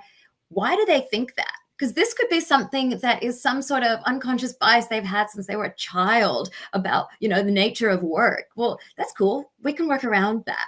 Right. But, if we can address the why they actually feel that way, that's actually easy. And then, as I said, the next big step is to demonstrate, actually show them, because at some point they're going to go, I still don't like it. Okay. You know what? Let's get this one out. Let's pilot it, or just show it. Just do the first one, shall we say. Next, we've got it. We've got you on board. How cool is that? Yeah. Very, very true. And I agree with the active resistance in some ways is easier to deal with because it's so obvious. It's on the surface. It's not hidden. There's no passive aggressive nature to it. Typically it's something you could tackle head on. This is just more of a comment from William on YouTube. He says clients will resist AI the same way they resist everything else. So he's not the glass half full kind of guy when it comes to AI. It sounds like he's glass empty perhaps when it comes to people's acceptance of AI. But you could be right. We'll find out over time. I remember when when I was a kid, my parents worked at Digital Equipment Corporation, and they were, which no longer exists, but at the time it was a fairly big computer manufacturer. And I remember when robotics were first coming around in the 80s, and it was becoming kind of a big deal for manufacturing. And they were introducing robotics on the manufacturing floor of Digital Equipment. And I remember the fear that I heard from my parents, but I also heard it from others. Even as a kid, I remember everyone was sort of afraid that the robots were going to take all the manufacturing jobs. And even today you look and you're like, that hasn't really happened. There's a ton of robotics now on manufacturing shop floors, but it's totally changed what it means to be a manufacturing shop floor clerk or a warehouse clerk. Your job's different. You're not, it may have eliminated some over time through attrition, like you mentioned, but I feel like it's just changed it and people have had to adapt to it. And for the most part, I think they have. And I've had a really great example recently. I met with this guy. They're one of the biggest farmers in Australia, but they're particularly the biggest tomato farmer, or tomato for our American viewers. And so they've actually built robotics through their entire a greenhouse, call it greenhouses. I say it's huge. And so they've got these robots running back and forth, and they're fertilizing. Initially, they're going to be picking. They're going to be doing all sorts of farm work. And so I said to him, obviously, my first question is, okay, so what about your workforce, right? Because right now they have people walking around fertilizing tomato plants. And so what do we do? So it turns out, for something like farming, they, I don't know if anyone across the world knows this. If you do want to come to Australia, we have visas where you can actually come and pick fruit and vegetables at farms. And so it's pretty cool. And so he said, basically, we don't have to necessarily run that program anymore because we don't need people to come and to pick and to fertilize. However, he said, the staff that we have, what we're doing is we're upskilling them. And we're training them how to manage the robots, and they're really just putting them through education programs. So they're saving the money of not hiring the people on an annual basis, but then they're also giving upskill and giving people new jobs for the future, which because you can take that to any other farm after that. Yeah, very interesting. Yeah, rolling with the changes for sure. Now you mentioned before, Lauren, you talked about culture and the importance of shifting a culture to be more in line with adopting AI and even other emerging technologies. But beyond that, what are some of the biggest impacts on people at organizations that are deploying AI initiatives? Yeah, so I think, the first one is we need to make sure we're structured the right way. And the thing is, there is no right answer for this one, because as you know, you'd work in an organization where IT is centralized or it's not, or, we outsource or we don't. There's all sorts of different ways that a company can structure their business.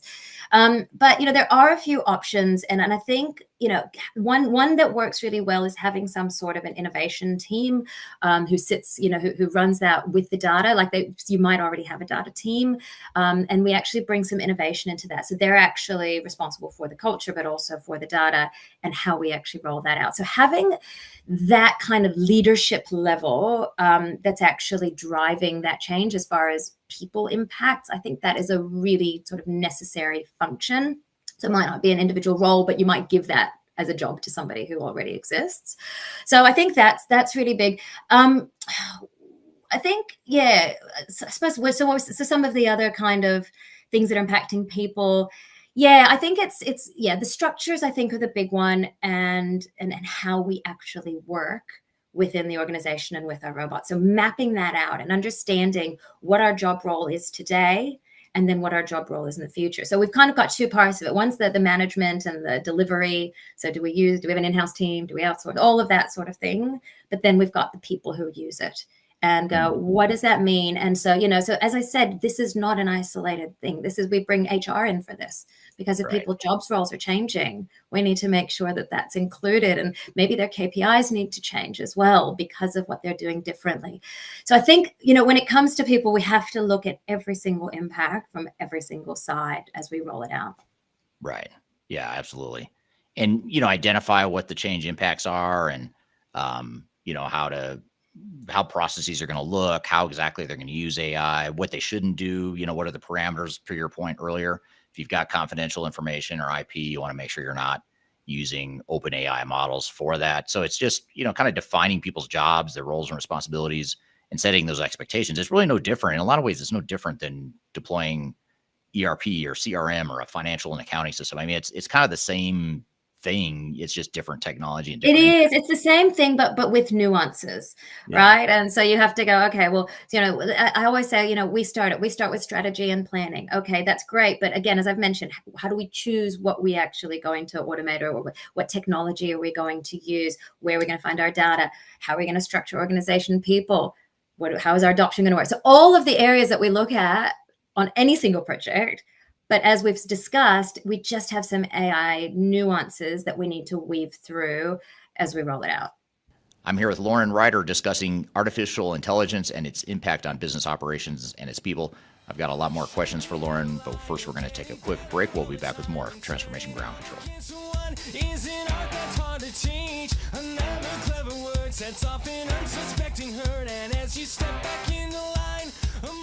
If you are aiming for transformation success, turn to Third Stage Consulting Group. Third Stage's independent and technology agnostic consulting team helps clients define their digital strategies, define their roadmaps, and manage their transformations. With offices in the US, Europe, and Australia, our team helps the world's most forward-thinking organizations through their transformation pitfalls and risks. If you are embarking on a digital transformation or business change initiative, contact Third Stage Consulting to see how we can help you reach the third stage of transformation success.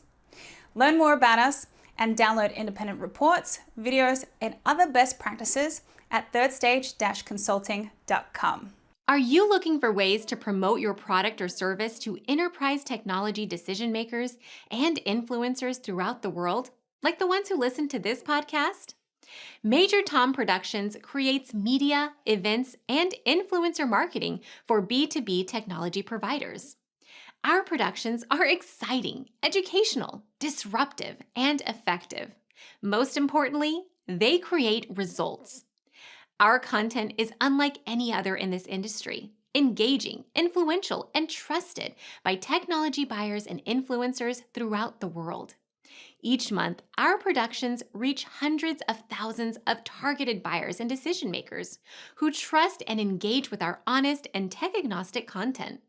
With long-tail viral results and engagement with our content, Major Tom Productions provides a way to reach your target market and create awareness, calls to action, and a connection with potential customers. So collaborate with us today. Learn how we can feature your product or service on podcasts such as Transformation Ground Control, Journey to S4HANA, and Journey to Dynamics 365. We can also feature your brand on our YouTube channel called Digital Transformation with Eric Kimberling, which boasts over 100,000 subscribers and over 2 million video views per year. You can also participate in our in-person events, including our Digital Stratosphere Conference. Contact us today to learn more. We can tailor a marketing campaign that works for you. We look forward to helping more people learn more about and become engaged with your brand.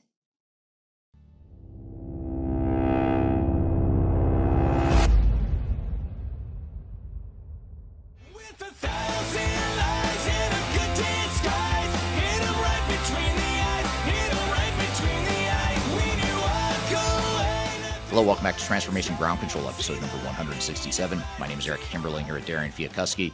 You can find new episodes of this show every Wednesday at transformationgroundcontrol.com. The show is sponsored by Third Stage Consulting, which is an independent tech-agnostic consulting provider that helps clients throughout the world with their digital transformation journeys. I'm here with Lauren Ryder from Leading Edge Global. She's the CEO of that company. She's joining us from Sydney to chat about artificial intelligence and the impact on business operations and people. And let's jump back into the conversation. You know, you said you've spent a lot of time contemplating and thinking about how AI might it neutralize or level the playing field for organizations or make organizations look more similar in the future. Aside from that, you know, how do you predict that organizations will adjust to AI and other emerging technologies in the coming years? Like, if you were to get your crystal ball out, what do you see happening with AI within the enterprise and business space? Yeah, so I think so. I actually heard this incredible story about this team that wrote some sort of an AI that created an organization, had a CEO, a CFO, a CMO, I don't know, developers, etc. And they set it to go, and they all spoke to one another. They created a company, they created a business idea, and then within something like 42 seconds, they had a working website that could actually do, trading, right? So if we look at that as the future, that businesses, could be fully automated, like 100%, do we even need it? And I will tell you, just on that story, apparently the CEO didn't have much to say. Oh, really? That was good. Yeah. So if we look at it with that as the obviously clearly extreme lens on, what does that actually mean for organizations? And I think what we need to do, what we're going to see is a real culture shift. And it's going to have to be across industry, and it's going to have to be, we're digital workers first, right? We look at, process automation and ethical automation, and this is who we are, and this is how we engage, and this is how we can better serve the customer. And our first thought is, how do we do that using AI? And that, I think, is how businesses are going to shift in the future. And if I give a different example, because obviously people will still need to exist, because if we give an example, there's a cafe, right, that's actually put in ordering through their chatbot. And so we still have to have human interaction. We still need food. We still need, service. Right. So if you put that chatbot in and somebody walks in and they sign into their app and they put in their order, right? So first of all, the order is more efficient for the customer. They can get like personalized recommendations. Oh, you ordered a latte yesterday. Do you want a latte with caramel today, or whatever? Or they just suggest what you already have. They know you, right? And they can upsell you, right? What I love about that is we suddenly have data on when people are buying, how often. So we know how many staff to put on. We know how much milk we've just gone through. So we know exactly how much to order so that we don't have any wastage anymore, right? So there's all sorts, and we can then start marketing to people because we know all of this information. And so I think, when we're talking about the business of the future, and as I say, how can we bring AI into every single part of your business? That is it. We take it as a coffee shop, and we take all of that, we take data-driven decision-making at a core, and then we say, how are we going to drive data into every single part of our customer experience? That's, I think, the way to really look at it. Yeah. And even if you do assume for a moment that AI could level the playing field or equalize organizations and teams and people, it's a little misleading, because the ones that really succeed with AI and are going to get more out of AI are the ones that handle the leadership and adoption and the change better than others. They're the ones that are going to have better data. So the ones that are able to actually leverage clean data and make those AI models and algorithms more effective and accurate and that sort of thing, there's still going to be disparity there, because I would think, because even just because the technology on the surface is available to everyone, if you don't have the data and the adoption and the processes built to use it, that's going to be the new competitive advantage. It's not going to be the fact that you're using AI. It's going to be the fact that you were able to use it better and integrate it into your operations better. Similar to ERP systems, you look at ERP systems, you could argue that anyone who uses SAP or Microsoft D365 or whatever, you could argue that they're all equal. They're all that eventually is going to make them all perform at a par level, but that's not at all what we're seeing. We're seeing that some organizations completely fail in their deployments. They don't get value out of it. Where you see others that are wildly successful, and then you see a lot in between. So I'd imagine it would be similar with AI and it's going to take decades to see that shake out, I would imagine. Absolutely. And it goes back to that skill set and the leaders and the skills inside the business. Absolutely. Yeah. You've got it, then use it, leverage it, drive it. As I said, pop it into your KPIs and people will actually perform. Yeah, absolutely. I want to ask one more question from the audience, and then I've got another kind of a closing question for you, Lauren. But this is from, I don't know if it's Zach or ZAC. I'll call him ZAC just because he put it in all caps, but he or she, I'm sorry, I don't know for sure that's he or she. But on YouTube says, how about this new role of the Chief AI Officer? That's something we haven't talked about yet, but that does seem to be an emerging and an increasingly common role and executive title. What are your thoughts here? Are you seeing this become a real thing? I am one of the people that AI is a buzzword. AI is the word of the moment. The first person who says it in a conversation wins bingo, right? So, look, I think the Chief AI Officer is what the Chief Transformation Officer should be. If you really are in charge of transforming your business, you should be putting an AI hat on and actually have that as part of your remit. Now, if there is no Chief Transformation Officer, if there is no sort of Chief Technology Officer, and that's all we've got, and that person looks after the rest, okay. But I don't see it as a separate role to somebody who actually already has the job to roll out new technology. So whether that's a CIO or otherwise, I do get the idea that we need to put, some companies, and I've said we need to change the culture. We need to show that we are in with this. Is that a Chief AI Officer?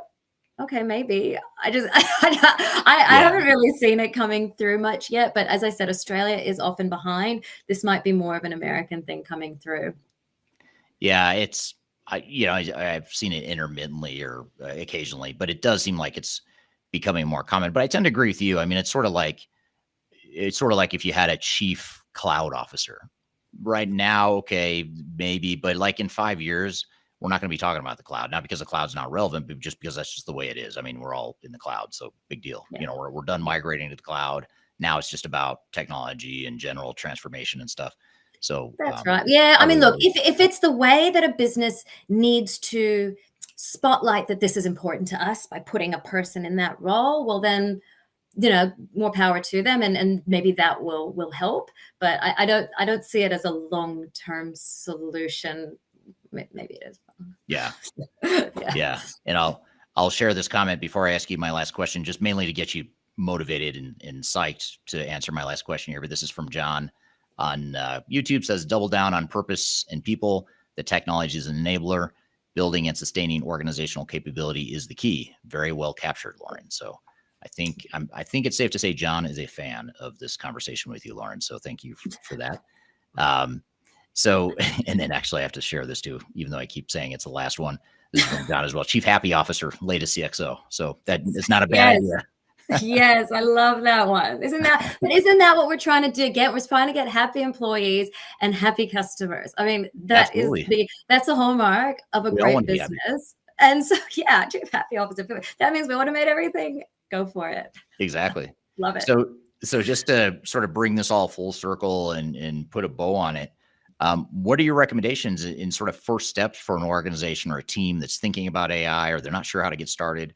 Where do you recommend your clients get started in their journeys to AI? Yeah. So my first thing is, don't start with the technology. Leave that. Start with your problem. Start with your problem statement, your problem definition. As I say, it's easier to start with a customer problem than it is anything else, or if you have some serious inefficiencies in your business. So find out, where that 20% that really is a real challenge area, and start looking at that. And it also look at your data, look at what you've already got, understand what you can take and what you can leverage. I think, if you are challenged, one thing that we do is we run a workshop with our clients where we actually workshop through all of these questions. We have a whole, way we look, what do our business needs? What is our ROI going to be? Where are we going to start? All of those sort of questions that we work through. And also, what technology do you already own? You might already have AWS or Microsoft. Is that the right platform for you to start on? Maybe, maybe not. So there are a lot of questions that come through, but I say just start with understanding what your problem is, and then it'll take off from there. Right. It's great advice. That's a great place to start. And I think if we sort of take the buzzworthiness away and just back up and look at our business and the problems and what we're trying to accomplish, I mean, it really, for any technology, it comes back to that. What are you trying to accomplish? How are you going to get your people on board? And then how can you selectively use technology in the right ways to make your business better? So it's really no different. The good news is there are nuances, like you said, but it's not that different than how we've adapted and tried to figure out how to use other technologies over the years.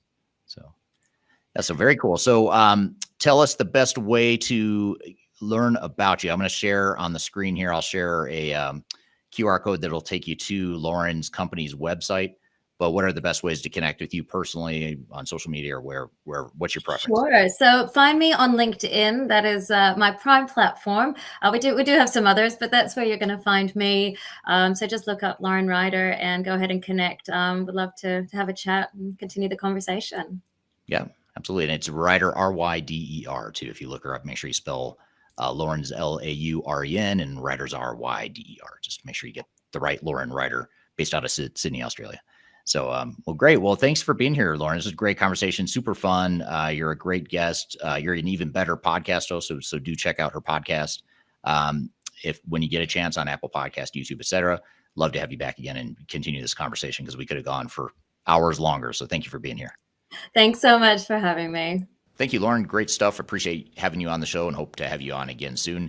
Thank you to the audience questions. There's some great topics we covered there, and got a lot more to cover here, though. First, we're going to take a quick break. We'll be right back with more Transformation Ground Control.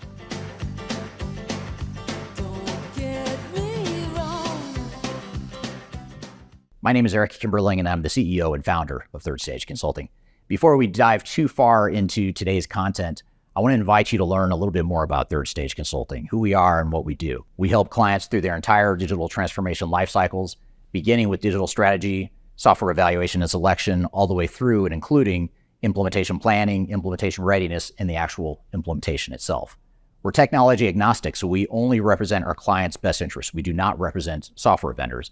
But having said that, we work very closely with software vendors, all the leading players that you can imagine we've worked with, both in helping clients evaluate and select them, but also in helping clients implement those solutions as well. So we have a very broad, objective, agnostic view of the market that is meant to really represent your interest as you go through your digital transformation. I also encourage you to scan this QR code right here to get access to our resource center. This resource center has a ton of information, ton of ebooks that are free. You have access to top 10 software rankings, playbooks for how to make your project more successful, guides to change management, YouTube videos, all kinds of stuff that are going to help you through your digital transformation. So I encourage you to scan this QR code to get access to those resources. And please feel free to reach out to me directly to brainstorm ideas about your project. Even if it's just informally, you want to bounce around some ideas and get some informal advice, I'd be happy to spend some time with you. So feel free to reach out to me. I've included my contact information below. You can also find it in the description field of this video as well. The last thing you want to have happen is for your digital transformation to end up in court. I've been doing this for 20 years and I have seen everything. My name is Marcus Harris. I'm a software and technology attorney focusing my practice on drafting and negotiating software-related contracts and litigating software disputes across the country. Feel free to reach out to us at taftlaw.com. We'd love to talk to you about the litigation process and what you can expect.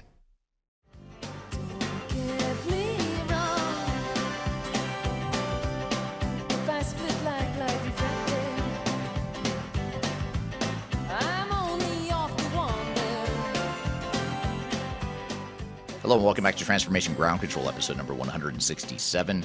My name is Eric Kimberling here at Darian Chwialkowski, and we just had Lauren Ryder on the show discussing artificial intelligence's impact on operations and people. What were some of your thoughts and takeaways from that conversation, Darian? Yeah, I think it's super fascinating to see how different countries are really positioning themselves in the AI space that's developing so rapidly right now. Especially, it sounds like Saudi Arabia is really making like an effort to expand their businesses and try and be a leader in this field. So I think that was an interesting thing that I didn't know before this interview. So it was really fun to learn that from her. One question that I did take away from this conversation was, I don't know if we've ever discussed this before. I know we've discussed how AI is going to affect the industry and what people can expect.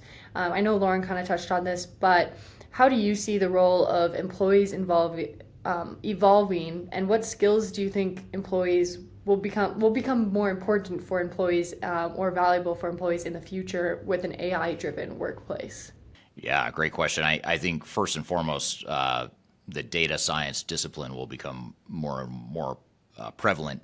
I was just at a few weeks ago, we took our older son to visit colleges in different campuses throughout the United States, and we visited several different campuses, and we were on these panel discussions, where they have students that are at the college and they talk about how much they love it and why they picked the school and all this good stuff. And I remember this one panel had 5 kids on it, all different majors. Like one was marketing, one was biochemistry or something, and one was government affairs. They all had these different majors, but every single one of them said their minor was data science, which I found really interesting because it wasn't just business or computer science type people. These were just kids that were studying all different kinds of stuff. And I had been trying to convince, it was kind of funny because I was trying to convince my older son that you should think about data science at least as a minor, take some classes in it no matter what you do. He wants to do finance and sports management.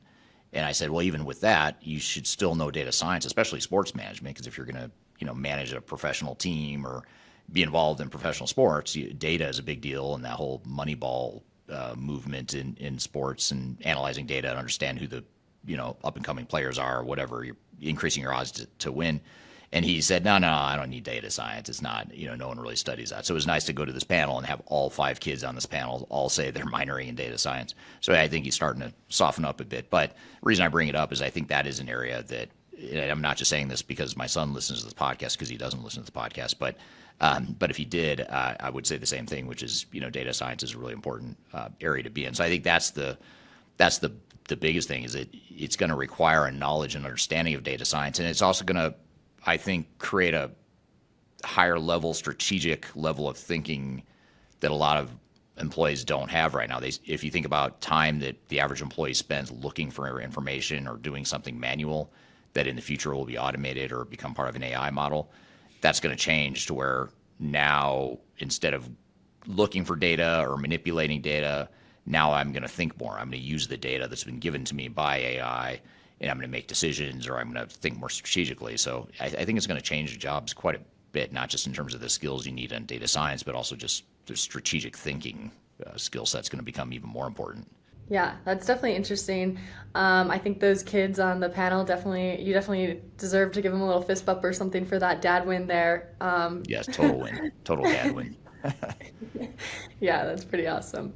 Yeah, so that's good stuff. I mean, I like that interview, and I always love to chat about the intersection of technology, people, process, and what we just talked about with Lauren was exactly that. I think there was a great overview. So excited for our next guest, Professor Hans Mulder, who is going to be on the show back-to-back episodes. He's going to be on here in just a moment. We're going to play you a clip of an interview I did with him while I was in Amsterdam. He agreed to be on camera and allowed me to interview him to discuss his experience and his research as a professor, as a consultant, as an IT expert witness, and also as a researcher. He does a lot of stuff with the research. So I wanted to chat with him to talk about some of the high-level themes that differentiate between digital transformation and ERP success versus failure.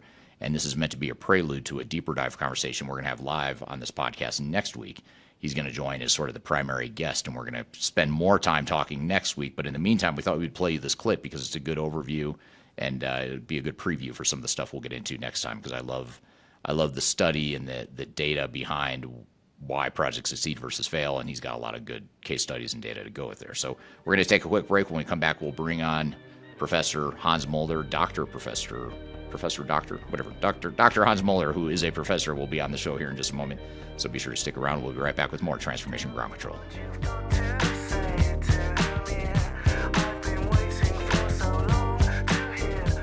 My name is Eric Kimberling, and I'm the CEO and founder of Third Stage Consulting. Before we dive too far into today's content, I want to invite you to learn a little bit more about Third Stage Consulting, who we are and what we do. We help clients through their entire digital transformation life cycles, beginning with digital strategy, software evaluation and selection, all the way through and including implementation planning, implementation readiness, and the actual implementation itself. We're technology agnostic, so we only represent our clients' best interests. We do not represent software vendors. But having said that, we work very closely with software vendors, all the leading players that you can imagine we've worked with, both in helping clients evaluate and select them, but also in helping clients implement those solutions as well.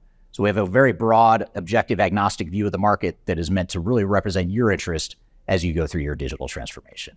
I also encourage you to scan this QR code right here to get access to our resource center. This resource center has a ton of information, a ton of ebooks that are free. You have access to top 10 software rankings, playbooks for how to make your project more successful, guides to change management, YouTube videos, all kinds of stuff that are going to help you through your digital transformation. So I encourage you to scan this QR code to get access to those resources.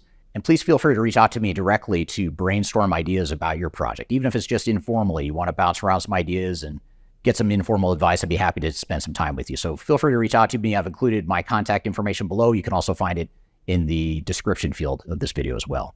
The last thing you want to have happen is for your digital transformation to end up in court. I've been doing this for 20 years and I have seen everything. My name is Marcus Harris. I'm a software and technology attorney focusing my practice on drafting and negotiating software-related contracts and litigating software disputes across the country. Feel free to reach out to us at taftlaw.com. We'd love to talk to you about the litigation process and what you can expect.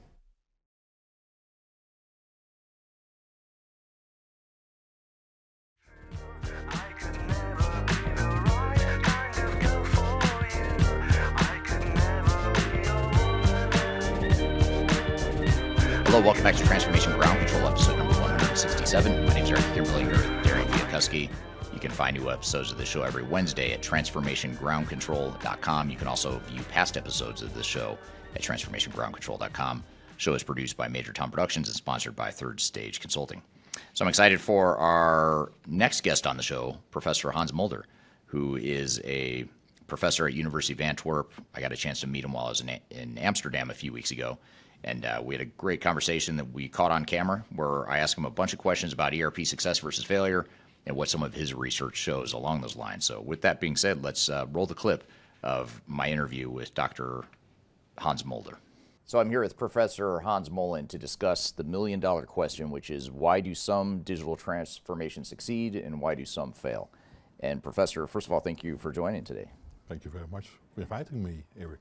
Absolutely. So before I jump into these tough questions I've got for you about transformation, success versus failure, maybe just tell us a little bit about your background. Well, it all started with my dad, who was working for a digital equipment corporation in Boston in the 1970s, so more than 50 years ago. And then he started his own company doing implementations, and then it went wrong. So the law of Murphy came by, and we wanted to know why are we not succeeding in our digital transformations. So that led for me to a different course. I was not an expert as my dad was by having a course of 2 weeks writing code. Now I had to do high school, university, PhD to get the right level of understanding what makes a project successful. Right. And now I'm a professor at different universities. One of which is the University of Antwerp, where I'm lecturing about IT management, IT projects.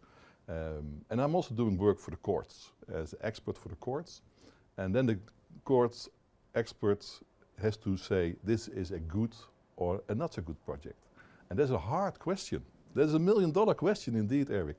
So we had to do some counseling. We went to Boston, we went to Harvard, we went to MIT, and we met the people of the Standish Group, which were doing research already then and have a database of more than 120,000 case studies on IT projects. Oh, that's interesting. That is interesting. That's interesting. And then we figured out that it can go right, but most likely if you don't do it right, it goes wrong. And that is the reason I'm here today, to talk with you about the research of the universities, but also about the research of the Standish Group in Boston. Right, absolutely. And I'm also curious, in a moment I want to ask you some questions around your expert witness experience and compare notes, because I do expert witness work, you do expert witness work. It'd be good to compare findings there. But before we jump into expert witness lawsuit related discussions, what about your research? Your research, are there certain themes, high level themes or summarizations of what causes a success versus a failure in a digital transformation? Yeah, it is. So I was asked by the Dutch Parliament in 2014, and they asked me what is the top 3 of success factors or failures. And according to research, it is about people, people, and people. Only 3% is about technology. 3%. 3%. Yeah, that's even lower than I would have thought. That's very low. So I have seen terrible software systems implemented beautifully. I have seen beautiful IT systems implemented worse. So what we can see here is that the human factor is very much important. And from the IT perspective, that is odd, but from the perspective of the business, it is very normal. So what we have seen, and that is what we are trying to figure out now, is how to have continuous change. That's one of the research topics we have. I think that Agile is very much a solution for IT, but I think that we should have flow for the enterprise. Continuous change on a daily basis. And of course, IT is of the greatest importance. Right, that's very interesting. And that 3% is almost shocking that it's only 3% related to the technology, because it appears, in my experience, as though an overwhelming amount of investment financially and resource-wise goes into the technology, the 3%, and not enough focus on the 97%. Is that something you've seen in your experience as well? I've seen the same as you have, but we have seen that the most of the budget is going to meetings. Interesting. Meetings, so people are talking about the technology, how to make the decisions about how to implement the technology. And if you can see the budgets, I think that could be vice versa. It could be if we have less meetings, more intensive meetings, then we could reduce, I think, the overhead of the projects with more than 20-30%. So I think that if we're looking at the real cost, the hidden cost, and Standish has written about papers about it, the hidden cost, it's almost likely that we have about 30-40% of meeting time which we could very much invest elsewhere. Now I've heard you discuss in other sessions and hearing you speak in the past, I've heard you discuss decision latency. Yes, this true. concept around decision latency and how that contributes to failure or success. What is decision latency and how does that affect a digital transformation? Yeah, that was actually a finding. So when we work at the standards group on a case-on-case basis, and we saw that some projects had a decision issue. Namely, when you request from the project to the board for some change in the program, it took them more than 6 weeks to get an answer. And what are people doing in that 6 weeks? Waiting? Well, let's do something else. Right. And then the preferred answer after 6 weeks was opposite of what they expected.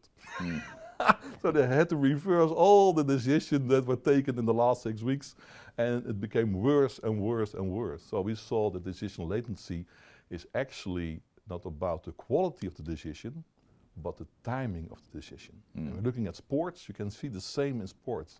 It's about the timing. So it should be able to have a decision in a day. But how are we organized in that way? That is the difficult part of it. Right. So we have seen that it is a very good indicator, decision latency, especially when we relate it to 3 things, namely the organization.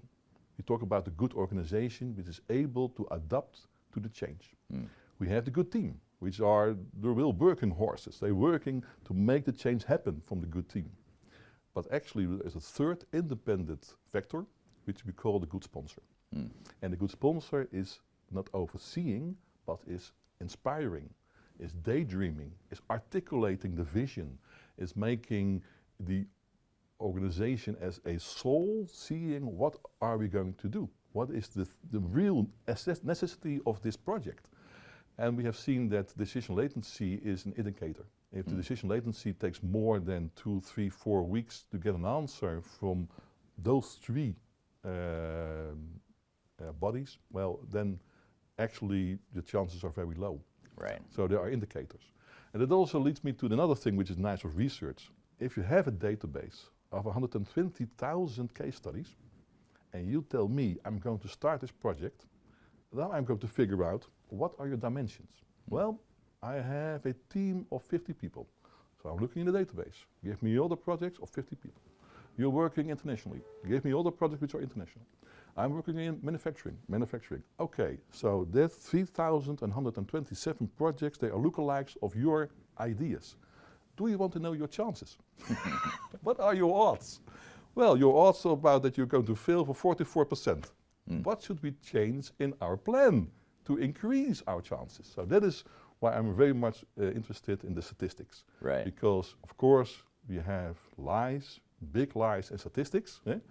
But the other way around, statistics are also a way to discuss those odds and see what really needs to change.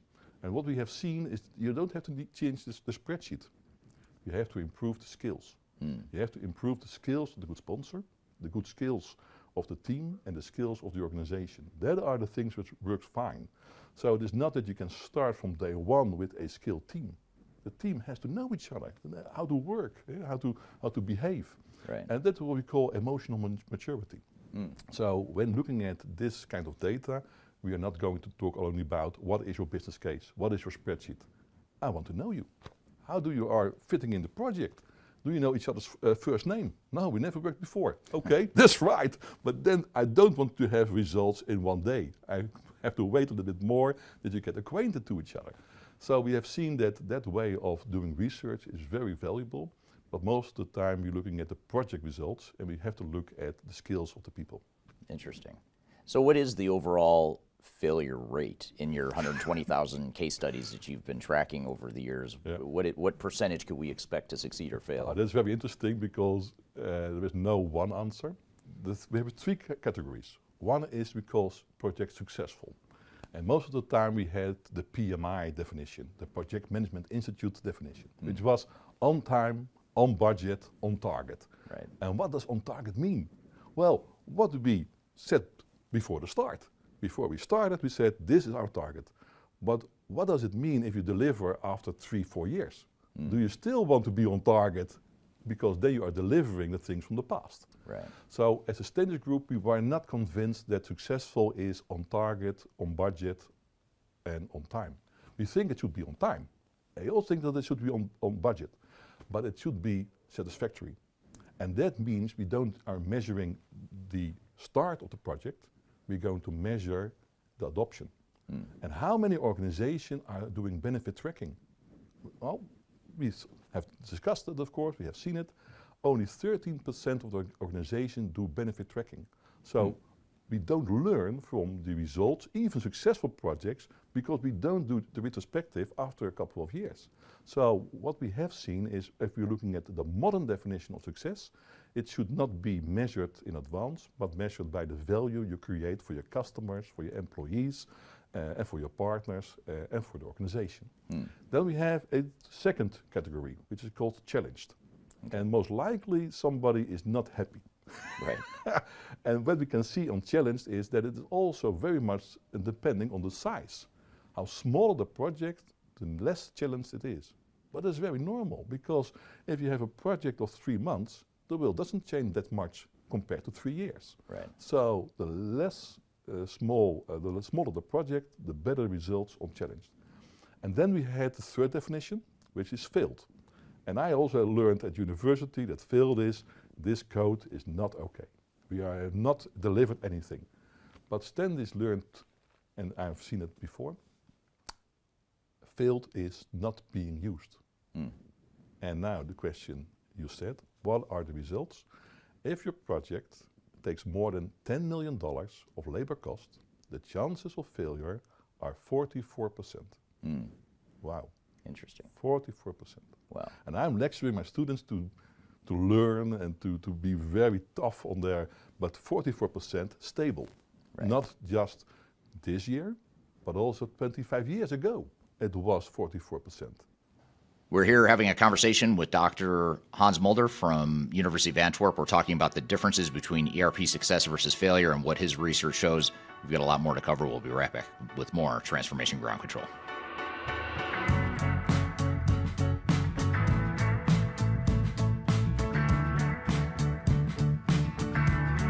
People oftentimes ask me how I built such a strong social media following on YouTube and LinkedIn and Facebook and other outlets. And the fact of the matter is it took me a long time to build a following through a lot of trial and error, making a lot of mistakes. Had I known that there were companies out there that could help me build my brand, I would have done that a long time ago. I didn't know that, but the good news is that there is today a consulting firm that will help you through building your own personal brand through some of their training programs. The company is called Roloff Consulting, and if you're familiar with Emma Roloff, she's someone that I've had on this podcast before, and she's well known in the digital transformation space as well as the sales space, and she's big on TikTok, YouTube, and LinkedIn. And she and her husband have started a training course and a training company that focuses on helping people build their personal brands and helping them to sell themselves digitally. So whether you're a salesperson that's trying to reach more customers or you're an individual that's just trying to build your personal brand, that's something that they help with through their training programs. And they've offered listeners of this podcast a free 5-day LinkedIn challenge. And I encourage you to check it out. I've included a link below for this podcast. If you go to the podcast notes, you'll find a link that gets you free access to this 5-day challenge where you'll get step-by-step guidance. You'll get real results. So you'll get some tangible results from the program. And you also get a special offer at the end of it. So it's exclusive to listeners of this podcast. Be sure to check out the link below if you want to work on building your personal brand, or if you're in sales and you're trying to reach more people. Whatever the case may be, check it out. It's free to listeners of this podcast. You can check it out via the link below. Interested in working for a company that truly values your unique skills and experience? Here at Third Stage, we don't hire based on resumes alone. We look at the full candidate, experience, and willingness to provide excellent service for our clients. Within a technology independent and agnostic consulting firm, you have the opportunity to learn across industries with a diverse group of clients. Our consultants also have the opportunity to diversify their portfolio and learn across technology systems. If you're interested in joining a high-growth entrepreneurial organization, please reach out to us at work@thirdstage-consulting.com.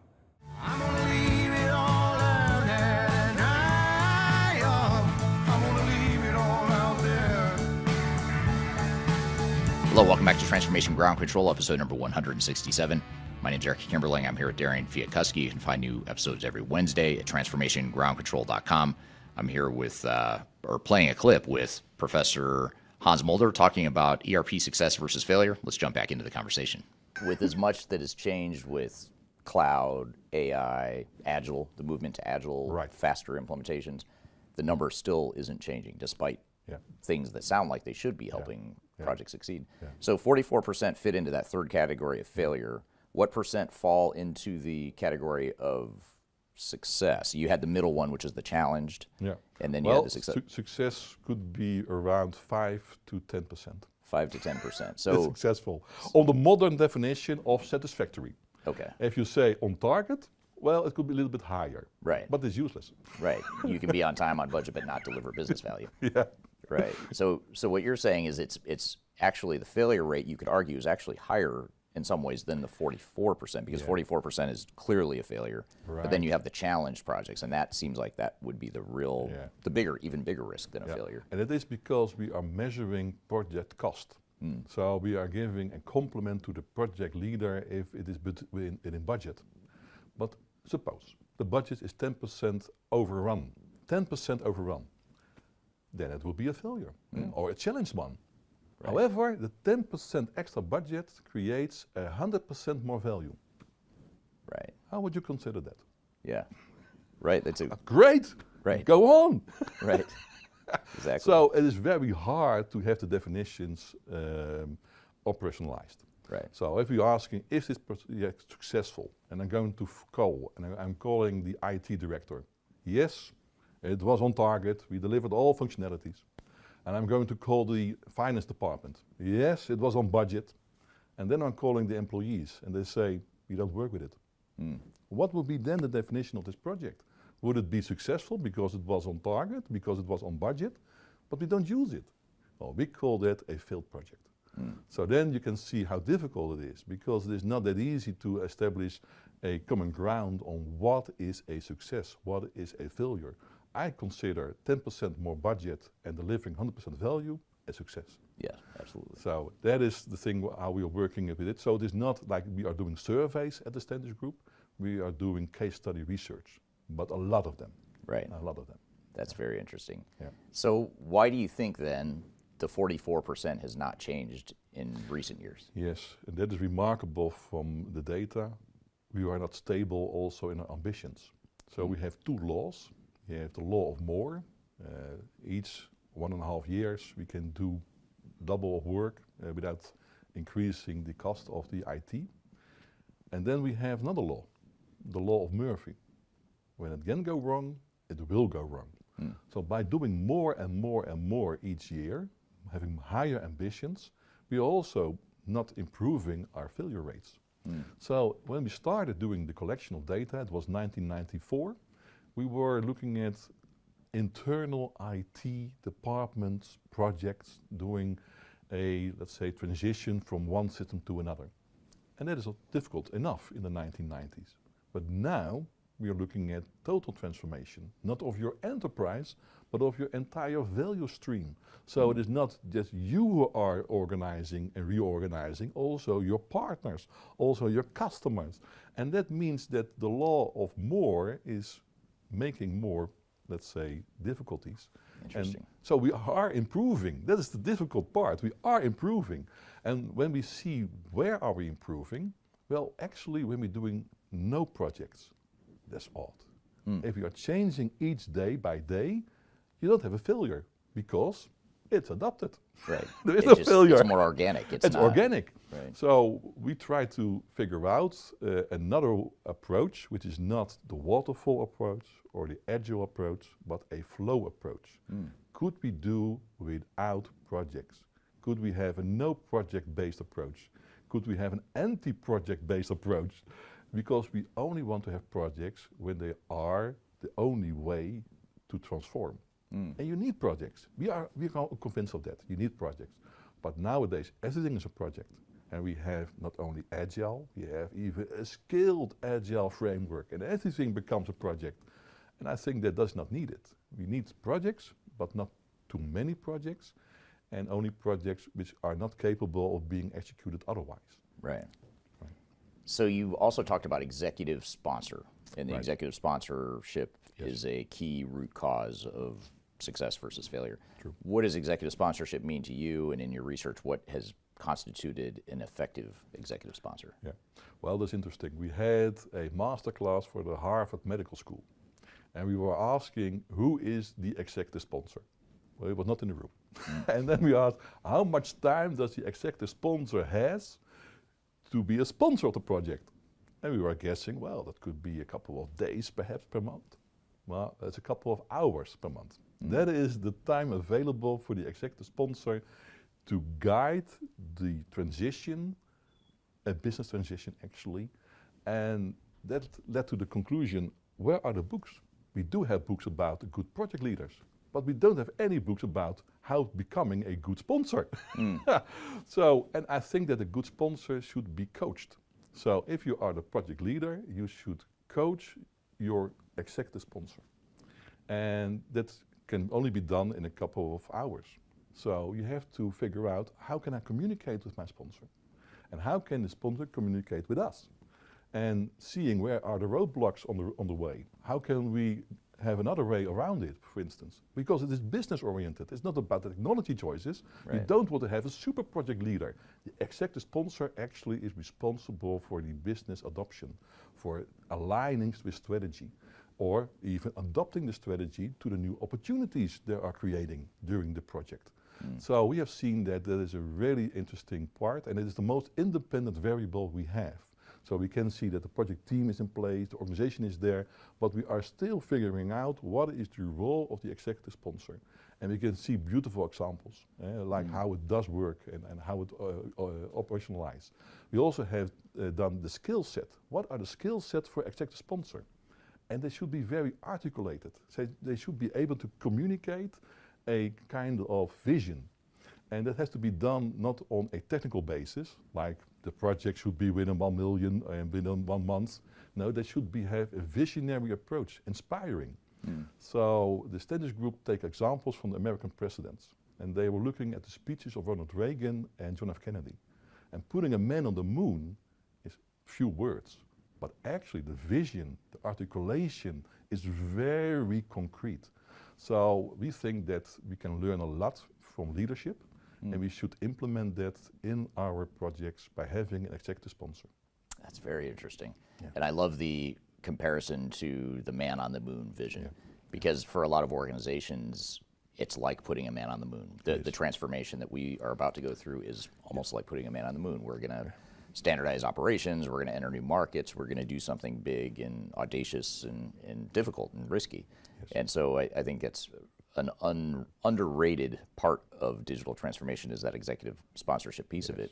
So how do you reconcile the fact that most executives appear to only have a couple of hours per month to focus on being a good executive sponsor? How do we reconcile what's needed in the role and the reality of their capacity and abilities? Right. We have a kind of scale, and we don't want to have a mother hen which is always there, because that will bother the project leaders. We also don't want to have to be somebody who's absent. So how to be visible, how to be in place, is to be communicative. So I think that it starts with taking your platform, taking your moments where the executive sponsor is able to organize the shared vision. And it all starts, I think, with listening. So the good sponsor is not somebody who says, this is how it should be done. They ask you, Eric, how do you think it should be done? Okay, thank you. How do you think it should be done? Let me continue, and then you can see that we are all on the same page. So the most important thing, I think, of the executive sponsor is to build consensus and to make sharp decisions. And now we come back to, again, decision latency. Right. It is not the duration which is stating, okay, this is a good decision. It is the timing of the decision. So the good sponsor shouldn't be there for many days, a month, but should be on the right time, on the right moment, talking to the right people. And that, I think, is very important, that you have the relations between people and connecting the dots. And we have seen where it works. because most likely the one who doesn't want to become executive sponsor is the best sponsor. Right, right. Knows the people, has a heart for the business, and we call that expert leadership. There's a real good PhD on that part, expert leadership. And take a comparison from the Formula One races. There are three kinds of leaders. The one who is business leader because responsible for the finance of the Formula One team. Or we have the mechanics, for let's say how to construct the car. And we have teams who are led by the driver. Who do you think are the most successful Formula One teams? That's a good question. I would think the driver, but is that spot on? Okay, spot on. So why do we think when we're having an IT digital transition that we should have somebody who doesn't have the driving experience of doing the business? So we need to have people who are accepted, but also have a expert, deep insight in the operations of the business. And that expert leadership, I think, should be expressed in a role which we call the good sponsor. So they don't need to do it for days, but they need to make the right phone calls. Right, right. Yeah, and involve the right people. Right people. And ultimately, to your point about decision latency, they have to be willing to make the decision quickly. If you and I, for example, you and I don't agree, we provide conflicting input to our leader on what we think the future should be. That leader has to ultimately decide, I'm not going to make both Professor and Eric happy, so I need to make the decision and we need to move forward. And if I don't agree with you and I don't agree, it was my idea that's being taken into consideration, it's still, the leader has to ensure that I get on board and that that we're all aligned, even if we don't agree. So you can see that it is also about the decision acceptance. And that has to do with authority, which is not a position, but is something which is given to you. And you are a leader because you have followers. So people have to follow the project sponsor because they have trust in the sponsor. And the sponsor, well, actually doesn't like to be a sponsor, but has to because the value for the organization is the most important value you can have. So the sponsor has somebody who is really listening, very attentive, but also very fast and swift. And then you can see beautiful things happen. Right. Projects which are not on time, but before time. Right, right. Over value, creating more value than we expected. Yeah. And then I think then the energy grows and you can feel it. And people really like to do that. People like to work, people like to do those good things. So therefore we talk about good sponsor, good team and a good place. And I think that we should improve the skill sets of the good sponsor. Right. That is really helping a lot. Right.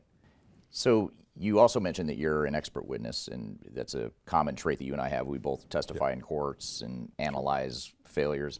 Do you have an example, without necessarily mentioning names, do you have an example of a massive failure that's maybe the biggest you've ever seen or the most full of lessons? Do you have one in particular that sort of stands out as a good case study? Yeah, I have case studies. Some are my own expert reports, but the best thing yet I've seen was the project in Australia, which started as a small project and ended up with more than 1.3 billion Australian dollars and not working. Wow, that's a lot of money. A lot of money. So that was for me very, let's say, comfortable that it is not a European problem. It is a universal problem. And as you just mentioned, you're also doing court cases. So I also mentioned that also in the US it will be a problem. So actually it is a universal problem.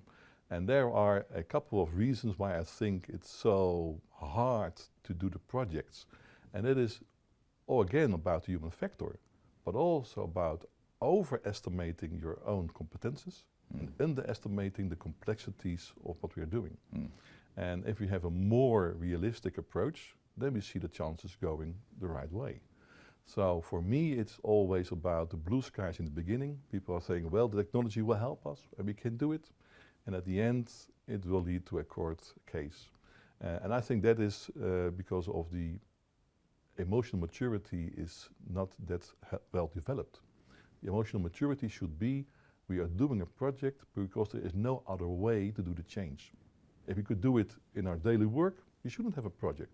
So we should consider a project per definition as something which is risky. And because it is risky, I don't want to have big risks. So I want to have small risks. So I want to diminish my risk in advance. So I can see that most likely that the projects who are in court cases are perhaps because they have a bad sponsor. And the bad sponsor says, whatever the cost. No, whatever the cost, it will cost you a lot. Right. And most likely that will be by the big firms, but also by the government, because they have big budgets. So I think that there's a correlation between your emotional maturity, knowing that projects are risky and that you have to do it on a well-defined basis, also knowing that you cannot anticipate to the future, so you should be flexible enough to change your approach. And if that's done, then there is no court case because you can resolve it yourself. If people are really fixed, then there's no way out. The other way out is going to the courts. And that is, of course, a very harmful decision. Right. Right. Yeah, that's very interesting. A lot of good lessons from not only a $1 billion failure, but also just all the general lessons from your years and years of research. So thank you for being here today, and thanks for taking the time to chat about this exciting topic. Thank you very much, Eric. Appreciate it. All right, thank you, Professor. Great conversation. Great to have that conversation with him a few weeks ago. And again, he will be on the show next week. He'll be on next week's podcast, episode 168. We're going to have an interview with him. We're going to go deeper into some of the stuff we covered here today. And it'll be more of a live conversation, too. So be sure to check that out. Next week, he'll be on the show as our primary guest. So we wanted to sort of preview that or give you a little teaser of what to expect next week. But in the meantime, what were some of your thoughts and takeaways from that conversation, Darian?